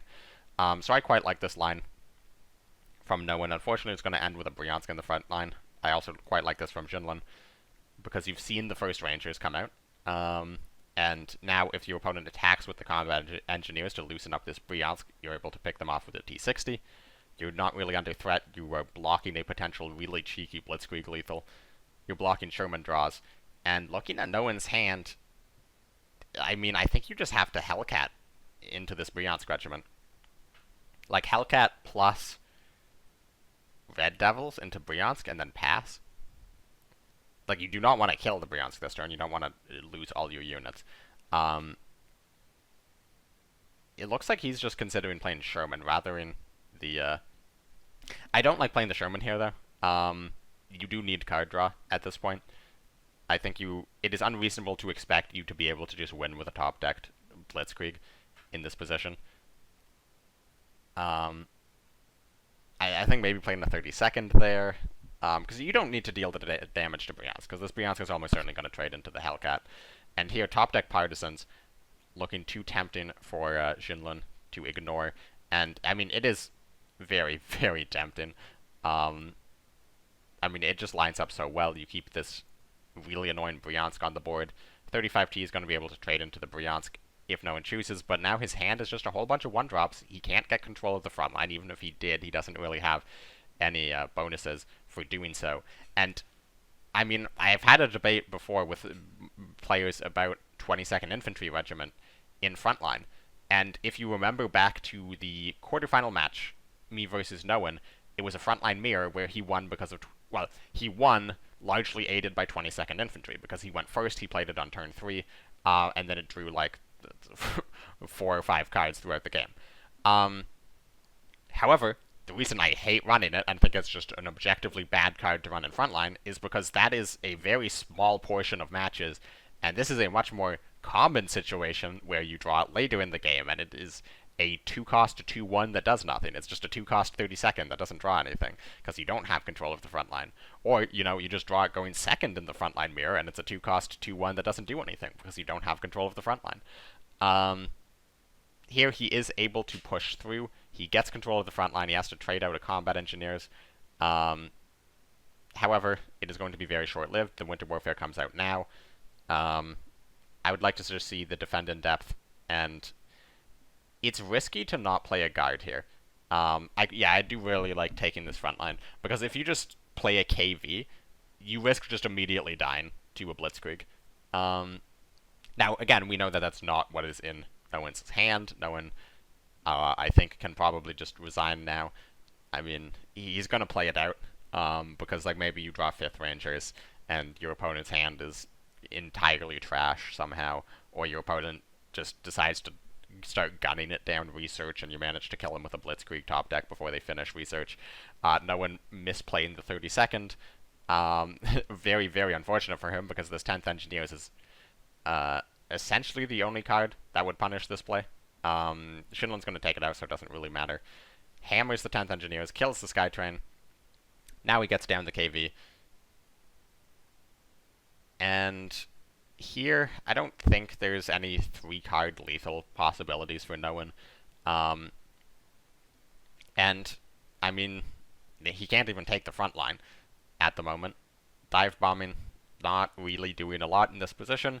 And, yeah, this is going to be Jinlun tying up the series, getting a win on his Soviet deck. We have seen Soviet control struggle a lot throughout this tournament. However, I think that is a lot more to do with how people are playing Soviet control, and a lot less to do with how good the deck is. And Jinlun and Noen both showing that if you play Soviet control well, you're going to succeed with it.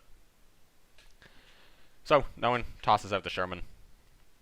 Says thanks for the game. He knows this is essentially over. I mean, Jinlun does not have a way to end the game currently, but he can just go all face and play a Rima. He can trade out and play a Rima. He can trade out and heal. He can trade out, play more guards. It really, really does not matter what he does, because this game is essentially over.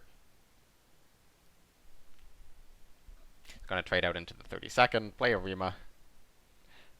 This is actually allowing like a 5th Rangers draw here, to take out the front line, and I mean, you're still several steps removed. You'd have to like draw 5th Rangers and then draw like we can do it into half track, and then draw Sherman into Blitz tanks and Blitzkriegs, and also Jinlun has absolutely nothing in the process. So Soviet decks are through, and now we get to what were the Clown Fiesta matchups of the previous sets. Jagro and Frontline for both players. And, I mean, I thought Noen's play was more convincing on these two decks, because, well, Noen never actually got the opportunity to play his Frontline deck in the previous set. But, oh boy, Jinlun's play on these decks was just absolutely atrocious in his last set against Berto Burrito. So he's going to need to drastically improve his gameplay if he has any chance of beating Noen. Noen here, I actually wouldn't mind full keeping this hand. I would certainly not hate full keeping this hand. I think you definitely keep Desperate and Arado. Noen decides he does not want his guaranteed Feigned Retreat in a J-Crow matchup going first, so instead he's going to mulligan the Arado and get back Key.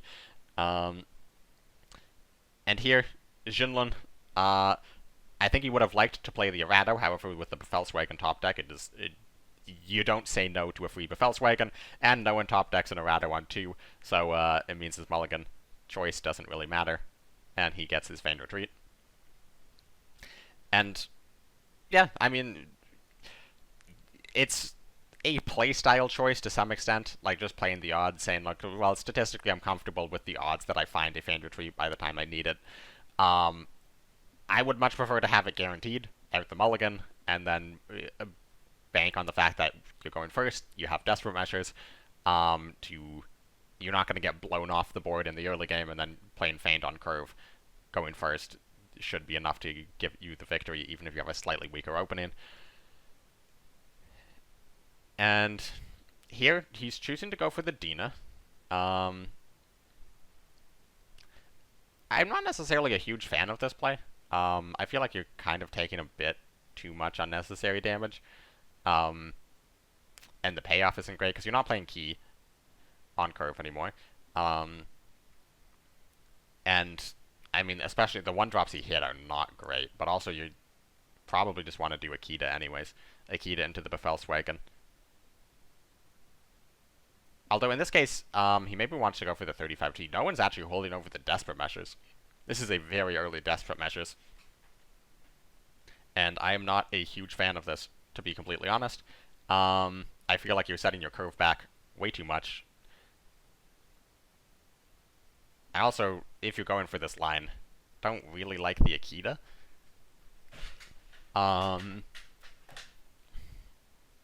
Although,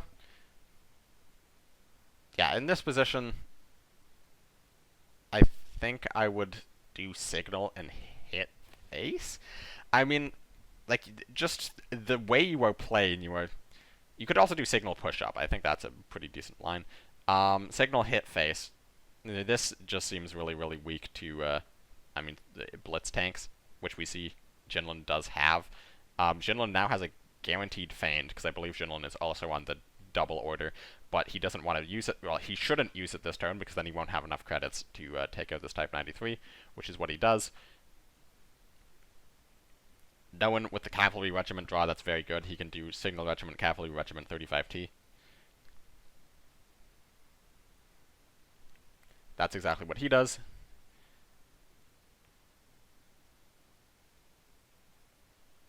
And this is a lot more awkward for Jinlun. I mean, you can errata, you can get your guaranteed feigned. You're probably just going to 20-second 35T into the 35T. This way you hope your opponent kills 20-second with Dina, so you can Desperate Measures next turn into a Feigned Retreat on the following turn. You're going to lose the Shided in the process, but hopefully you draw something next turn to combine with a Desperate Measure so that you're losing slightly less on board. From no one's perspective, you can probably just do Whirlwind Face, kill 22nd. You don't even have to kill 22nd. You probably should. Because, even if your opponent doesn't have... Well, I suppose if you're thinking about Desperate Measures, it doesn't actually matter because your opponent can clear the board anyways if you go face or not, and so going face just nets you 1 more damage. However, that does get you punished by slightly more things. And Jinlun is actually just going to play Feigned Retreat on curve, which is something he failed to do in the previous sets and cost him dearly. He failed to do it twice, I think, in the previous sets. Does it here maybe too early? I feel like you're leaving your opponent with quite a bit of damage on board, although I suppose the argument is he needs to find a way to kill Signal Regiment immediately, or he's going to die anyways. Errata is not it. It's not going to draw any more orders, and it's going to get pinned. Yokosuka. Second Yokosuka, please play it correctly. Okay, he's learned from that mistake as well. No, you should trade it into the key. If you trade it into the Dina, you have to double trade Yokosuka, which, I mean, is fine. Yep, trades it into the key. Correct placement to take out the Whirlwind. Pin the key, kill the Whirlwind, take the front line, and now you just hope you top deck a Raiding Brigade. And he finds the Raiding Brigade, however, no one finds the Shiden, and also the Befehlswagen. And if you're no one here, do you ever just Shiden? Like, I feel like you just might Shiden here, because your opponent has to respond to both of these planes or lose, and you've seen them play one Type 94, which means they need Sendai and another Type 94, and that is very few cards, and it leaves you in a pretty decent position. He's instead going to take the front line, and if Jinlun can find another Type 94, this game is suddenly looking somewhat closer. The Shiden in hand is still a very big threat. However, Jinlun is able to stop all incoming damage if he can find a way to not die to this key. So yeah, Jinlun needs to take out this Raiding Brigade, or he needs to take out the Signal Regiment with the Raiding Brigade, and none of those are Type 93, which means he still has one more draw with it with the Type 93, or for the Type 94, I should say. He does not find it, and that is going to be game. No one taking it in the Jagro mirror to go up 2-1 in the series, and this was a much, not just closer game, but this game was, I think they both played much better than the previous Jagro sets, and that means no one is now just on frontline, and he needs to win a frontline mirror and frontline into Jagro. And frontline into Jagro, I think, is slightly favored towards Jagro, and the frontline mirror, I think no one is just the stronger player, and Jinlun has a lot to prove on that deck. However, I thought Jinlun had a lot to prove on Jagro from his previous set, and I think he did a good job at showing that he has some idea of what he is doing. No one keeping 22nd Infantry Regiment against Jagro. Because he has the 32nd in hand, I don't necessarily super hate that, but I just hate that card in this deck so much. He decides to mulligan in the end, gets another 32nd back, which is quite unfortunate for him. Yep, Jinlun starts with the Cavalry Regiment. If you start with the Bicycle Regiment, you just, like, completely throw the game to 35T. No one's going to trade and play another 32nd, which leaves Jinlun in the interesting position of what do you do next, because you can no longer play around 35T. Because if you do Bicycle Regiment Type 93, your opponent can do 35T, then trade with the Bicycle, then move up 35T and trade with the Type 93. And if you just leave it in the front line, which I think is correct, like, I don't think you play the Type 93, because playing the Type 93, it only plays around 35T, which it really just doesn't do. So now no one has the choice of, do you use Dive Bombing to take them both out and keep the 32nd alive? I don't think the 32nd matters too much. I don't think you want to push the 32nd, because that's just going to be a credit wasted. You can play another if you want, and just take the front line. I think I'd actually lean towards playing another 32nd here. You really, really do not want to draw the last one in your deck. Moving up is terrible. Absolutely terrible. This accomplishes nothing. I guess the idea is it makes it more likely you have a unit in the front line for 99th next turn, but I don't think that's a particularly big deal. Especially considering, one, just the odds you have a unit in the front line is pretty low. The odds that Jagro does not have the ability to deal 1 damage to the front line in like 5 or 6 cards, incredibly low. Jinlun plays a very early Desperate Measures for the tempo gain, and I'm not a huge fan. Like, I don't hate this, because it does give you, it does sort of, your hand's not great, and your hand's pretty cheap. So he goes for the Yokosuka. Instead of going for the 22nd Infantry, he goes for the 35T. Not necessarily a huge fan of this. It does play around the Dive Bombing in no one's hand a little bit. No one here, he can clear the front line, but he can't take the front line. However, with Desperate gone, that's a huge relief off of his back. He can now just, a huge weight off of his back, I should say. He can now start just playing out these 30 seconds.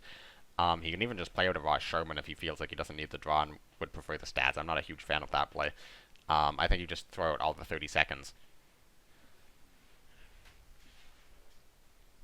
Maybe you can do 20-second and 2 30-seconds. Because you're perfectly fine if your opponent trades. And if your opponent doesn't trade, then you were essentially just slightly more credit efficient.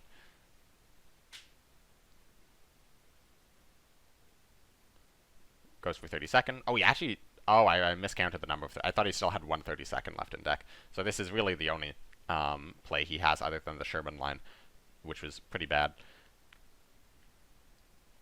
So here, I mean, you just lose the game to We Can Do It. And I think you just kind of have to accept that the fact that you went for this early Desperate allowed no one to do a play like this. No one does not have the We Can Do It, unfortunately for him, so this is going to be a much harder thing to deal with. He's going to trade a 32nd into this, push up, and draw with Sherman. That's not going to leave him with a ton of credits left over, so I guess he just takes the front line with 2 units. But that means Jinlun has a decent chance of being able to clear with Akita and take the front line. So now it's just really going to be up to how does Jinlun find his Feigned Retreat. Because he can find his Feigned Retreat, or he can find his second Dorado. Because Feigned Retreat is the last order left in his deck. So there's 2 cards in Jinlun's deck. No one does go for the half-track. Hellcat, Blitzkrieg, not really going to be good cards. Well, the Hellcat's fine, but the Blitzkrieg's not really going to be a good card, considering he's losing the front line here, almost certainly.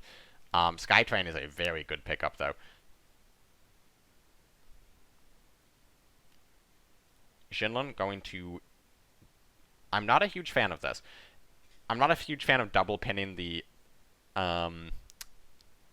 Sherman now, because if you lose that 1 and 3, and losing the 2 and 3 to not hit anything is really, really bad. But if you lose the 1 and 3, you can't take the front line with the tank, so you can't pull the Befehlswagen, so you're not drawing with the 22nd. Whereas, if you had gone with the other play, you would be able to push the 99th up 100% of the time. Or, so you'd be able to push up the 22nd 100% of the time to pull the Befehlswagen and still draw a card, and then you don't really care if the Sherman draws. Raiding Brigade here is a pretty big pickup, because it means it's going to be able to take out the Skytrain and take out the 22nd Infantry. However, it still doesn't have the front line, still does not have Feigned Retreat, and I think those 2 relatively serious misplays by Jinlun in this game has cost him, because now no one can push 3 units to the front line with the Combat Engineers, and he has Hellcat and Blitzkrieg in hand, and no, Jinlun is down desperate measures, so, I mean, his best draw here would be Akita, I suppose. No one might be considering taking out the Type 93 with Hellcat. I don't like that. You can also go face with Hellcat. Still don't like that. Just play the Red Devils. And, like, even the half-track, probably. He's going to take out the Type 93. Not sure why. Akita draw here is exactly what Jinlun needed. And Akita does hit the unit this time. And, yeah, I think I prefer the Befehlswagen over the Sendai. I think no one now realizing that was probably a terrible play. Draws the 35T, which is going to be a pretty big help.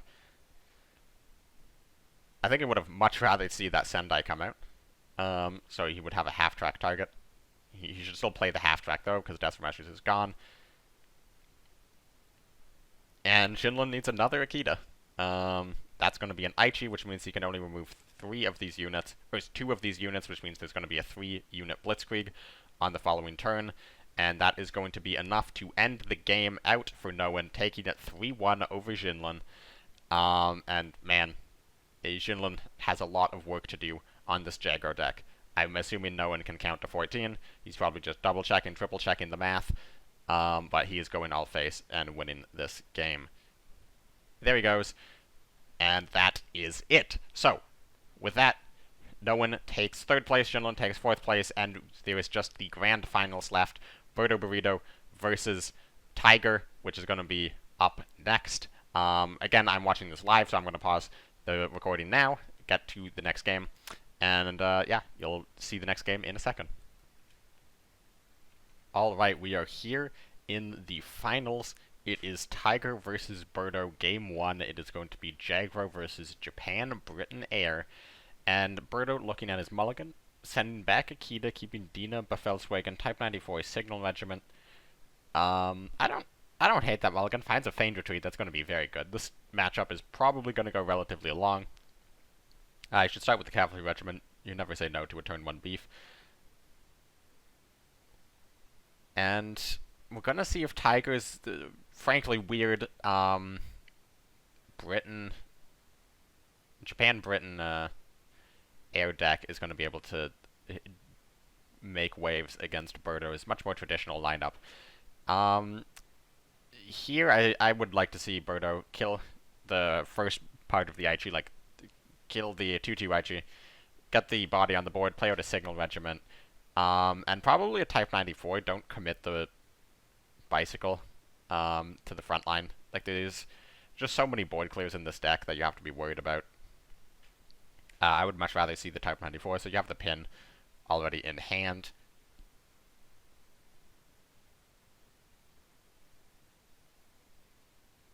Or actually, no, I think I'd maybe just like to see the Signal Regiment. Now, Tiger has to choose between supply shortage and a naval operation. I think naval operation probably better there. There's going to be some decent supply shortage targets in the future. He decides he wants to do supply shortage. He wants this Befehlswagen gone. And now Berto plays the Signal Regiment and has 2 Type 94s. He's going to play 1 and get 2 damage in with the beef. And now Tiger, he can take out the Signal Regiment in a couple different ways. He can drop the Albacore and kill it with air sup, and lets him get 3 bombers onto the board. Very weak into bombing raid, very weak into desperate measures. Also just gets like punished by something like a Type 93. Or he can do naval operation air sup, which doesn't feel great. It's a bit of a waste of a naval operation. However, his hand's just really awkward. It's just full of these 1-2 bombers. He doesn't have close air support like the British main version of this deck does. And it looks like he's leaning towards Albacore, but Albacore onto the Type 94. He's not going to bother with killing the Signal Regiment now. If he's doing this line, I assume he's also going to get the Sonia on the board. He doesn't want to overcommit. So he's just going to attack face with the IG, get a bit of damage, and let the rest of the ability from supply shortage finish off the Befehlswagen. And Berto goes for the double Type 94. I'm not sure how much I love this play. I feel like there's... I would have to take another look at Tiger's deck list. I'm not super familiar with it. But I feel like there's a decent number of targets in Tiger's deck that Berto would really, really want to save the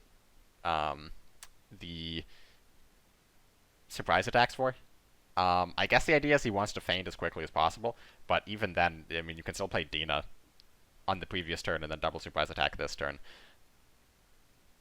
Like, he could have done Dina Type 94, and then, I mean, obviously it's weak to air sup, but at least then your Signal Regiment stays alive. Whirlwind top deck, really huge, it's going to let him take out one of these bombers. And now Tiger's in a pretty awkward position. There's a couple draws here that wouldn't be terrible, that's not one of them.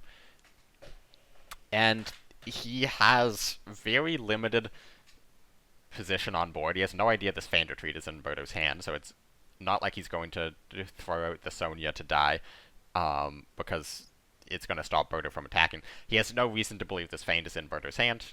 Well, maybe with the double surprise attack play, he can make an assumption.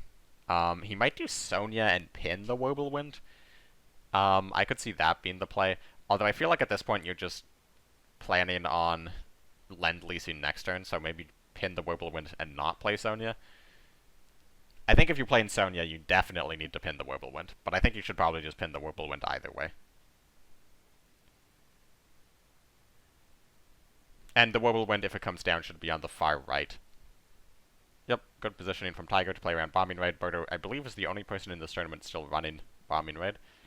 And here, I mean, it is very tempting to not kill the, it's very tempting to not play the Feint Retreat, and Berto chooses not to, and gets rewarded. Type 93, very good option to take out the Gladiator. Sorry, not the Gladiator, the Swordfish, and the Sonia is pinned. An Empire Strikes here would be able to clear the board. However, Tiger does not have one. So there is a degree of risk to this play Berto was going for. Convoy draw does help Tiger, and unfortunately, well, by unfortunate I mean it's a mistake. Some bad positioning from Berto with his Dina and Type 93 means this Bombing Raid can take out both of them.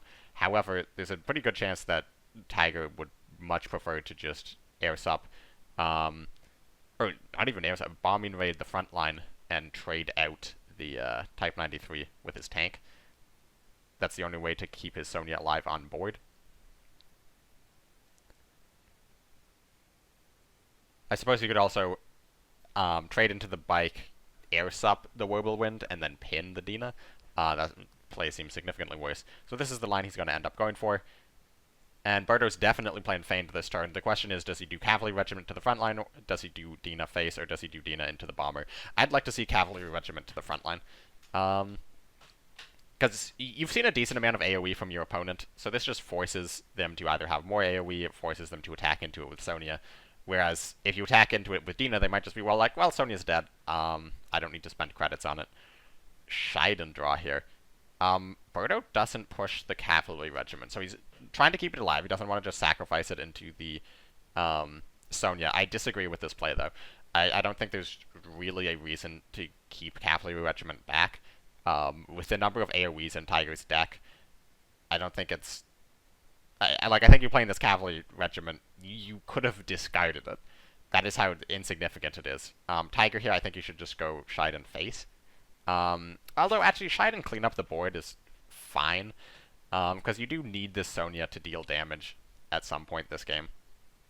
I think maybe Sonya face and pin the cavalry regiment would have been a slightly better play. Type 94 first draw from Berto, really good first draw.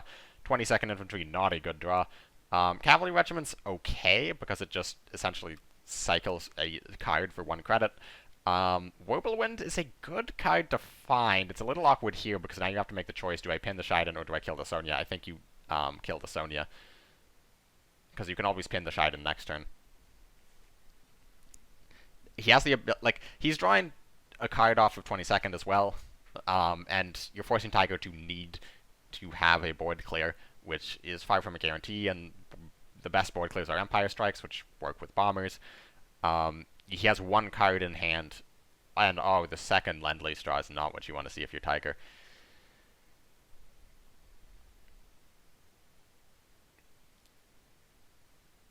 And, I mean, I think you have to play it, though. Like, you need to remove this board next turn. And it's...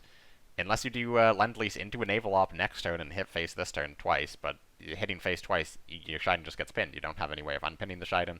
Albacore is a decent draw. It's going to let you take out this cavalry regiment to just take 2 less damage, and not have to play the surprise attack. Although, actually, with Empire Strikes really being your main out here, maybe you just surprise attack anyways, because next turn you want to be able to do Albacore Empire Strikes to take out the entire board. Interesting choices. I think Berto should start with the Type 93. Goes for the Raiding Brigade. I'm not a huge fan of playing the Raiding Brigade this turn. I feel like it takes up way more credits, and killing the Albacore is... Like, I suppose you're turning the Raiding Brigade into 2 damage. But with Tiger's deck having, I believe, no healing in it, yeah, Tiger's deck has no healing in it, and you're feigned. I don't think 2 extra damage off of Raiding Brigade is really worth it. It's looking like he's gonna pin this Shiden. Just push everything into the front line, go face. And with Desperate Measures in the deck, and if the board gets cleared, he can draw it with Arado. That means Desperate Measures plus Bombing Raid, he's 2 off lethal. And this board needs to be cleared with cards that are not currently in Tiger's hand, so his only play is to do Lend-Lease into a naval operation.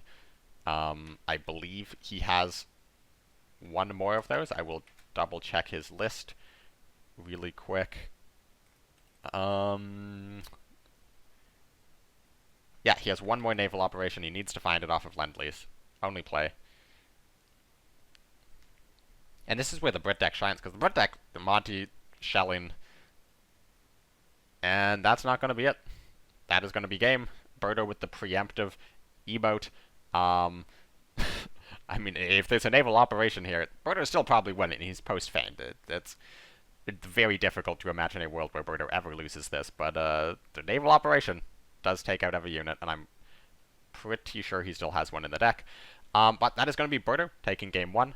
And I think showing the weaknesses to Tiger's Japan-Britain deck and raising a lot of questions on why no one banned this deck in the previous set. And I'm sure Berto is happy to get that win in with Jagro, knowing that there is this Soviet Italy self-damage in the lineup. And now Berto's in a pretty decent position, because Berto's self-damage deck, he has a mirror, which Berto is favored in, just based on the lineup. And also, Berto is just a much stronger self-damage player, I think, than Tiger.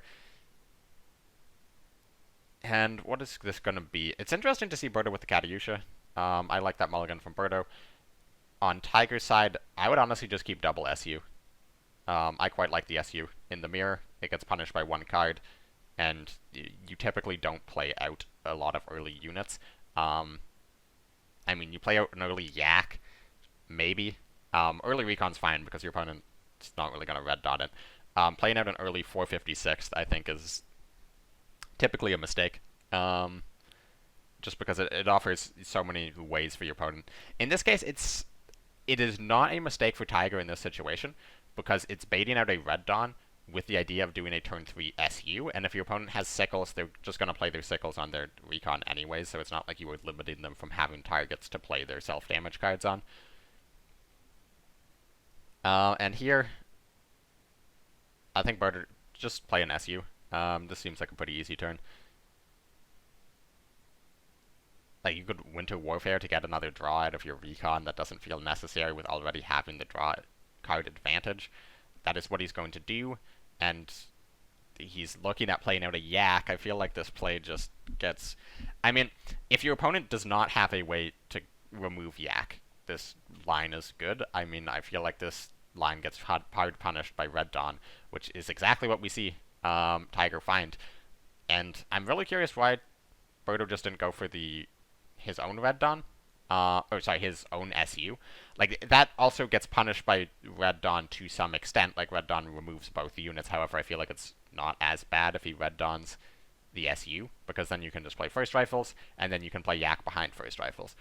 And instead, this is going to be a Sickle into Red Dawn into double 34th Guards for Tiger, sorry. And now Tiger, very threatening board, and Ura is the one card you definitely want in your hand in this situation. Berto responds with his own SU 34th, with his own Ura in hand, and pretty critically this First Rifles, which is going to be able to slow down quite a bit of this aggression. And if I'm Tiger, I think I'd just go all face. Just push everything up, go face with the SU. You're down on cards, your deck just has less card draw overall, and you're already down on cards, so you do not want to play a long game here. Okay, he's going to Sickle the 34th and trade. I don't hate this, because you are forcing your opponent to need to have removal, in this case, Berto does not. And if Berto plays the First Rifles, how much damage is Tiger able to get through? He's able to get through 5 and 4. So he's only able to get through 9 damage through a First Rifles. So Berto, just playing First Rifles, is in definitely not a good position. You're not comfortable in that position. Because in this position, you're not thinking, oh, what if I die to Ura? You're thinking, well, my opponent just can double trade into it, and then he has 2 6/3s, and another 4 credits to do anything he wants with. And then what do I do? However, if that does happen, you then can trade out the SU. Because you can then go for this exact same play on the following turn, but there's just one less unit. But he goes for it on this turn, and this is just going to be lethal. He's dead to Ura. I'm very much not a fan of this play from Berto. I think it's taking an unnecessary amount of risk, and Tiger's going to punish it in a very, very fast turn 6 win going first. Defeats Berto in the self-damage mirror. And, I mean, Berto is very good on self-damage, but I thought those were some shaky plays in that game. However, it is far from over for him. He still has, 2 favorable matchups. Japan is not Jaguar. So he has 1 favorable matchup into the German deck, and then the Air deck, it's not particularly great. I think it's still better than Air just because the Japan version has less burst potential, so you can afford to drop much lower on health. And it's going to be much easier to take out those bombers with just tanks, removal, like a couple of sickles, Winter Warfare sickle. There's a lot of 2 health bombers in there as well.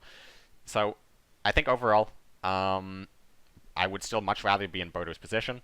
We are going to go into game 3, and it is going to be that Japan Air into self-damage. And T60, I quite like. I think I would send back Katyusha, or not T60, T80. I think I'd send back Katyusha, keep one T80. Berto decides he doesn't want any T80s, probably hard mulliganing for Red Dawn. I don't hate that. On Tiger's side, Sendai, Aichi, Naval Supply Run, and Key. I would keep Key. Key is a very good card. Yes, it draws your opponent cards, however, it draws you cards, and I think you're pretty happy with that, and it's very difficult for your opponent to remove unless they have an SU. However, there's a decent number of answers to an SU, especially if you're playing a turn 2 Aichi. He decides he wants to send back Key. So he gets Sonya on 1. Berto just going to sickle this. It is difficult to imagine a world where Berto does not play Bloody Sickle here this turn. He chooses to pass. Tiger finds a second Aichi. That is a huge draw. The Aichi on its own is a really good unit. In combination with something else, in combination with the second Aichi, it becomes an absolutely threatening pair of units, because it means if your opponent plays any sort of removal to kill them both, suddenly they're staring down 10 damage. And Berto sort of being, I mean, I don't understand why it's not going for these sickles. Take out the Sonya. Like, this 456 just dies on board, and the longer the game goes on, the worse of a position you get, because I feel like in this matchup, your opponent has so many really good cards against you, you are just looking to be able to force them to play them inefficiently, like play a naval operation to pin one unit, this kind of stuff. If you just wait and try to do one massive pop-off turn, they're just going to play a naval operation, go well faced with their bombers, and set up a 2-turn lethal. And here you can Pat Liakov. However, this is weak into air sup. And on one hand, it's baiting out the air sup. He actually top decks the Audacity. Oh, Tiger's hand right here is just filthy. Absolutely filthy. That is a just disgusting draw. And now Berto is going to be forced to go for the Winter Warfare Sickle. And, I mean, he can take out 2 of these bombers. And play out a 34th, which is far from a bad play. He's going to sickle first.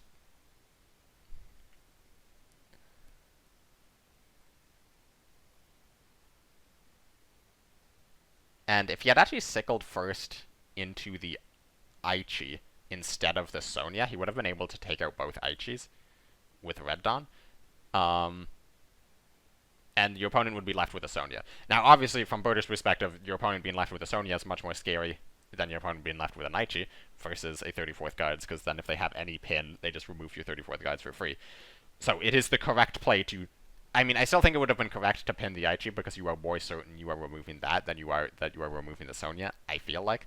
But looking at Tiger's hand, would have been better for Berto to have done that the other way, unfortunately for him. Here, we're likely going to see a Red Dawn come out, and the 34th pushed up and a T80 played, which means that's all 4 credits. So, with the last credit, he's probably going to play Zhukov. Since if it's a 34th, you're going to get the discount on the Red Dawn. He could double Red Dawn. You do not want to double Red Dawn into AA Gun and an Aichi. You could double Red Dawn into the same Aichi to just remove it completely, which I don't hate. He's going to do single Red Dawn, take out the AA Gun. I think this is the correct line. And here, Tiger has quite a few choices as to what he can go for. This is certainly feeling like a Tiger win. I mean, he can actually use Desperate Measures to just fully clear the board, which I think I'd be pretty fine with in this position if you're Tiger. Like, Desperate Measures isn't always going to be like the greatest thing ever.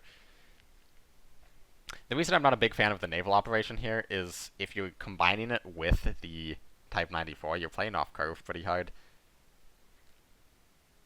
Like, I feel like you would rather have naval op Type 94 in hand than you would like to have Desperate Measures in hand. And here, Berto's going to be able to take out one of the Aichis altogether with the Akita, or not the Akita, the Katyusha. However, this is dropping him down to 10 health. He's not able to get out one of his other units, and this board can be removed, possibly, oh, definitely by the Desperate Measures now. I think you do Rule of the Skies, Desperate Measures, hit face with the Type 94, hit face with the 3/3 Aichi. You drop your opponent to 4 health with a Rule of the Skies up. Sorry, you actually drop your opponent to 2 health with a Rule of the Skies out because of the T80 on board. And that's exactly what he's going for. Berto can prolong the game with a not a Rule Britannia, a Great Patriotic War. Maybe he can find a Sickle off the top, which would let him do... Oh, that is sad. Yeah, Sickle off the top would have let him do Sickle and then Great Patriotic War to still heal to 12, remove the Type 94, and get the 34th Guards out. Red Dawn is sad because he can't play it before the Great Patriotic War, and if he plays it after the Great Patriotic War... also, if he just plays it, period, it's going to trigger the Rule of the Skies again.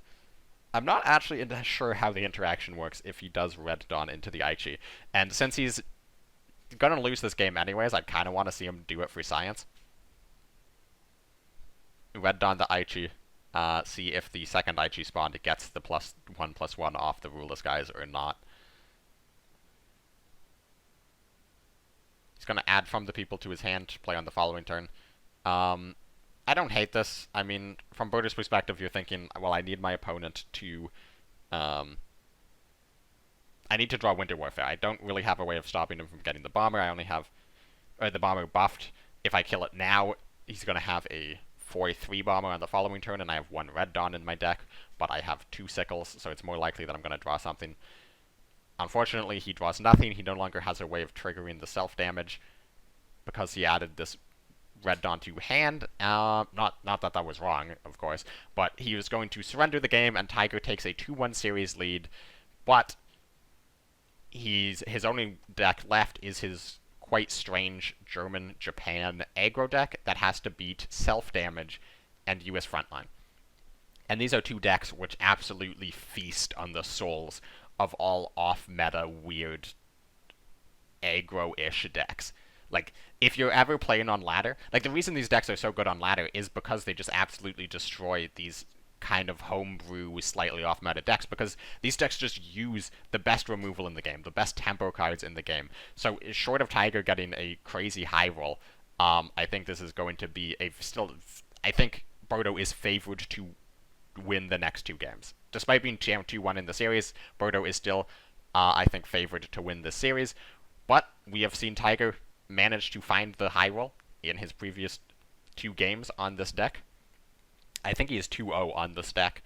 So, we'll see if he manages to pull it off again. He does get the pull out the Befehlswagen.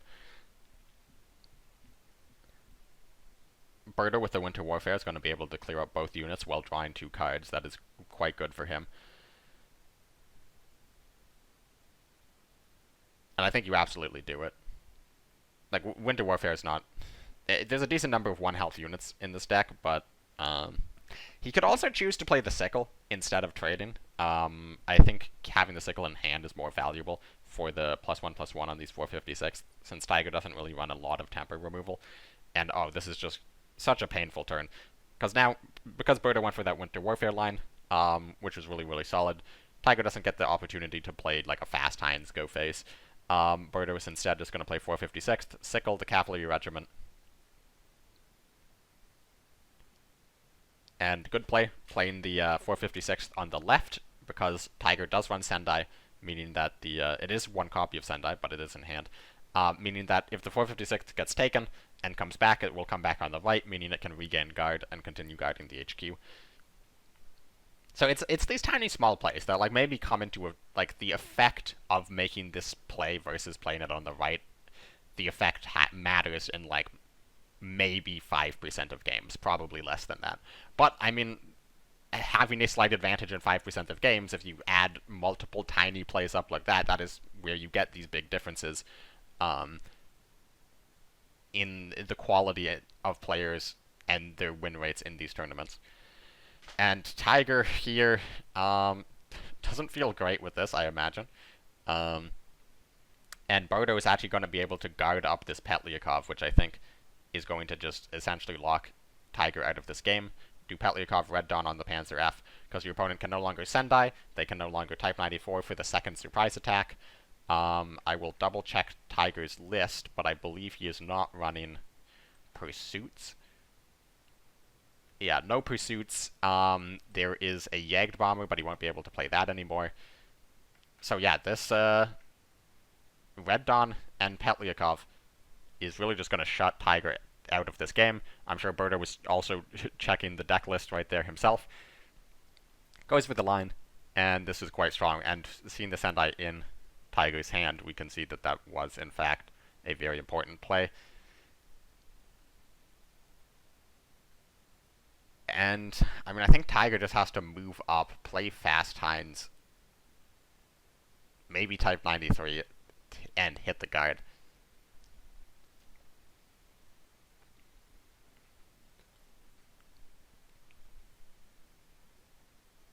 And, yeah, I mean, oh man, I missed, not me, I forgot, like, these types of turns. Yeah, and you're going to surprise attack the Petlyakov.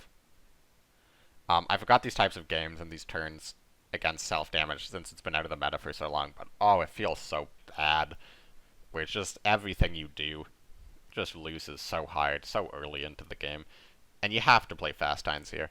You just have to play Fast Hinds.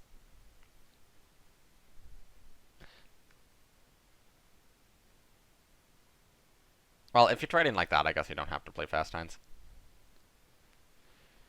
And here, the deployment effect of Berto's SU is actually blocked by his own Petlyakov, so he can't actually regain guard. And oh, that is... Oh no, he's going for the Winter Warfare. Okay, for a second I thought Berto made a huge mistake. But he knows what he's doing. He is playing down a second guard. He's clearing the board. He's getting down his 34th. And this Tiger might as well surrender, and that is exactly what he does. Berto ties it up 2-2, showing quite dominant play on the self-damage deck in Game 4, after, I think, a not too impressive performance in the last couple games, and this is going to bring it to a Game 5, Tiger's weird German-Japan aggro deck versus Berto's pretty traditional frontline deck, and it is going to come down most likely to Tiger's ability to, 1, go first, and 2, pull a Befehlswagen. Because if Berto gets a Red Devils into the front line at any point this game, it's probably over. And we see Tiger going first again. This is just what he wants. He has the Bicycle Regiment on 1, so he's likely going to keep that 35T since frontline Berto is running Dive Bombing, but that is the only way to answer the infantry. And he finds, I mean, just the perfect J-Grow start. Cavalry, Bicycle Regiment, 2 35Ts, no Befehlswagen though. Berto taking a bit of a risk. He does find the Dive Bombing, and that is going to be pretty crucial in answering this Cavalry Regiment.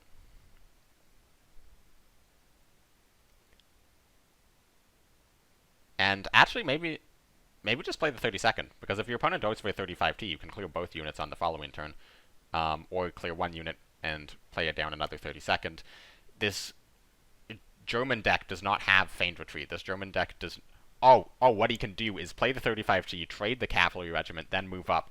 And, oh, that is not what he's going to do. He does not want to get the Befehlswagen down. He instead wants to get 2 damage face. Berto should just trade into the Cavalry Regiment and play a 32nd. He trades into the... he values having the ability to dive bomb this cavalry on the following turn, so he trades into the 35T instead, but this is going to mean Tiger can do 35T Type 93. He can also trade out with the 35T and then get down... Oh, sorry, he can trade out with the 32nd and then get down another 35T. Here, I think I would like to see... I would like to see the Befehlswagen come out, to be completely honest, because that actually gives you an opportunity to draw Blitzkrieg lethal. Instead, he is going to go for this line, which is going to be punished quite hard by dive bombing. Berto with the top decking the last 32nd in his deck, which is about a 1 in 34 to not get a draw. I mean, there is some small... Tiger does run Enigma, so there's some small worlds where this is actually a good thing. However, likely not one of those worlds. Tiger goes down to 0 cards in hand, Berto has the patrol to take out this Martyr, which is very, very, very important. So he's going to take that out, kill the Bicycle Regiment to not immediately die to Blitzkrieg, and Berto with the Hellcats, Tiger top decks Enigma empty-handed. And suddenly, that 30-second draw matters, because that's one less card in Tiger's hand, but if you're Berto, you are on tilt right now. Yep, the emote coming through. Berto is mad. However, that is a potential huge misplay from Tiger, not playing the Cavalry Regiment, because now Berto can trade PIR, take out the Type 93, he gets a unit in the front line, a unit in the support line, clears Tiger's board, and despite Tiger drawing a whole bunch of new cards, this is a little awkward. Now, Tiger does have Martyr Cavalry 35T, so he gets to draw another card, he gets a Martyr in the support line, a 35T in the front line, drops Berto down to 5 health. That is quite big, especially with Blitzkrieg in hand. However, is that the line Tiger is going to go for? It does seem like it is. He does 35T in the correct order. Does not mess that up. Now Berto is able to clear the board. Oh, the Red Devil's draw is huge. However, I think you just still have to... Do you?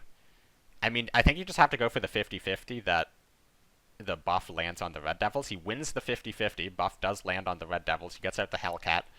He's playing for the odds right now. And Tiger's hand is... I mean, he's probably just going to go for a Panzer F here. The Panzer F will not give the Type 94's Blitz. Tiger could alternatively double play Type 94 push, and then double pin the Devils and then push Martyr.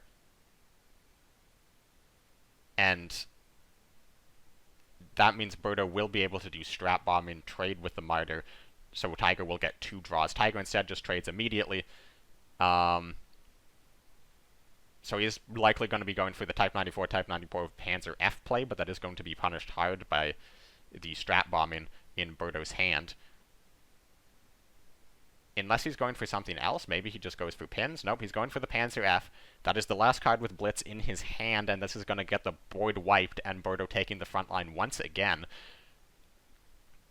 This is a very close game, though, because if at any point Tiger is about 1 step away from winning the game. If Tiger's not quite able to win with a 35T draw, Tiger's 1 credit off winning with a 35T draw. Another Type 94 draw, not really what he wants to see. He can fully remove the board with Sendai, though, and that will set up lethal on board. However, looking at Berto's hand, we know that's not going to set up lethal. However, he can actually double pin. He can play all 3 pins and get out the Type 93, meaning he will have Sendai as the response, and he doesn't commit Sendai to the board. So if Berto goes for the 5th Rangers, Tiger will still have a response. Tiger instead just drops the Sendai immediately, and he plays it on the Hellcat, and then double pins the PIR. This is a huge mistake from Tiger, because now Berto can half-track the Sendai and get back the Hellcat, and then move an attack with the Hellcat, and then he will actually have enough credits to also push up the 35T. He could instead push up with the 5th Rangers. That's weak to Jagd Bomber if he does push up as an 8-8. It is very weak to Jagd Bomber, but, I mean, in Tiger's deck, the 3 ways he has of removing things from the front line: 1 Sendai, 3 Type 94s, and Jagd Bomber. He's seen the Sendai and all 3 Type 94s. So Berto could be, not baited, but, like, could be called into doing that play. He's instead going to go for the Hellcat and the 5th Rangers. I'm not a huge fan of this line at all, necessarily. Like, I don't think there's really a way for Berto to have lost the game on this turn. However, if Tiger had top-decked a Jagd Bomber there, things are looking more awkward. He still will have the half-track on the Sendai, get back the Hellcat, move up, kill the Jagd Bomber, and then 35T to the front line play. However, that does just feel a lot worse. Or actually, 5th Ranger's to the front line in that case. Tiger is going to drop the Panzer H into another Panzer H. And suddenly, if Tiger goes for the second Panzer H, Berto just has lethal with a Blitzkrieg top deck. He's instead going to go for the Type 93, trade out. You can't trade out with the Sendai. Like, you just pin the 5th Rangers, right? Yeah, okay. And oh, another 5th Rangers draw. That one's huge. And here, Berto can push this one as an 8-8, if he wants. Although, actually, if he pushes it as an 8-8, and there's a Jagdbomber... Oh, this throws to Jagdbomber. This loses to Jagdbomber, because he can Jagdbomber the 8-8. No, it doesn't, because he gets the 5th Rangers back to the hand. So if he pushes the Sendai, he just has 5th Rangers to kill it. Tiger Panzer H's again. He finds the Jagdbomber now. And this could potentially set up lethal. He needs to trade out with the 4-4, because he needs to set up Jagdbomber, push up a tank Blitzkrieg. That is the only way he wins. And this could come down to the fact that Tiger Sendai'd the Hellcat instead of Sendai'ing the PIR. And I do think you play out the Befehlswagen. Because it increases the odds of Blitzkrieg lethal next turn. He chooses not to play it out, but this just means that... Yeah, this is really awkward, because this 5th Rangers is hitting the tank every time. However, this is a 35T top deck lethal. It is not a 35T, it's a Panzer A. Which means he's 1 off lethal. If he had played the Befehlswagen last turn, it still wouldn't have been lethal, because Berto would have traded with the 35T into the Befehlswagen. But this is... Suddenly, Berto is forced to do quite a few different things. And surely you just Hellcat to drop him to 1, right? Or, sorry, Blitzkrieg. No, he doesn't have enough credits. There was just a bit of a delay. And does Berto have the ability to clear everything? He can half-track... No, he can't. He needs Jasko. If you half-track the Sendai... but if you half-track the Sendai, then you can't clear, and this is just going to be game. This is just game to Blitzkrieg. And that's it. That's it. Tiger wins the first OCC Ultimate. Wow, what a roller coaster of a final game. That is insane. I feel bad for Berto. I think Berto played the best throughout this tournament.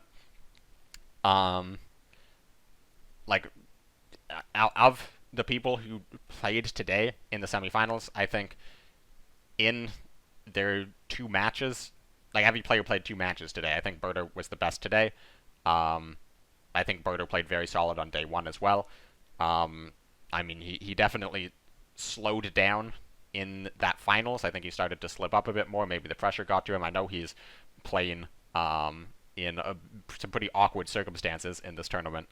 But yeah, that is a very shocking finale to that game. Tiger with those brutal top decks. Enigma off the top to draw 5 empty-handed into Panzer H, Jagdbomber.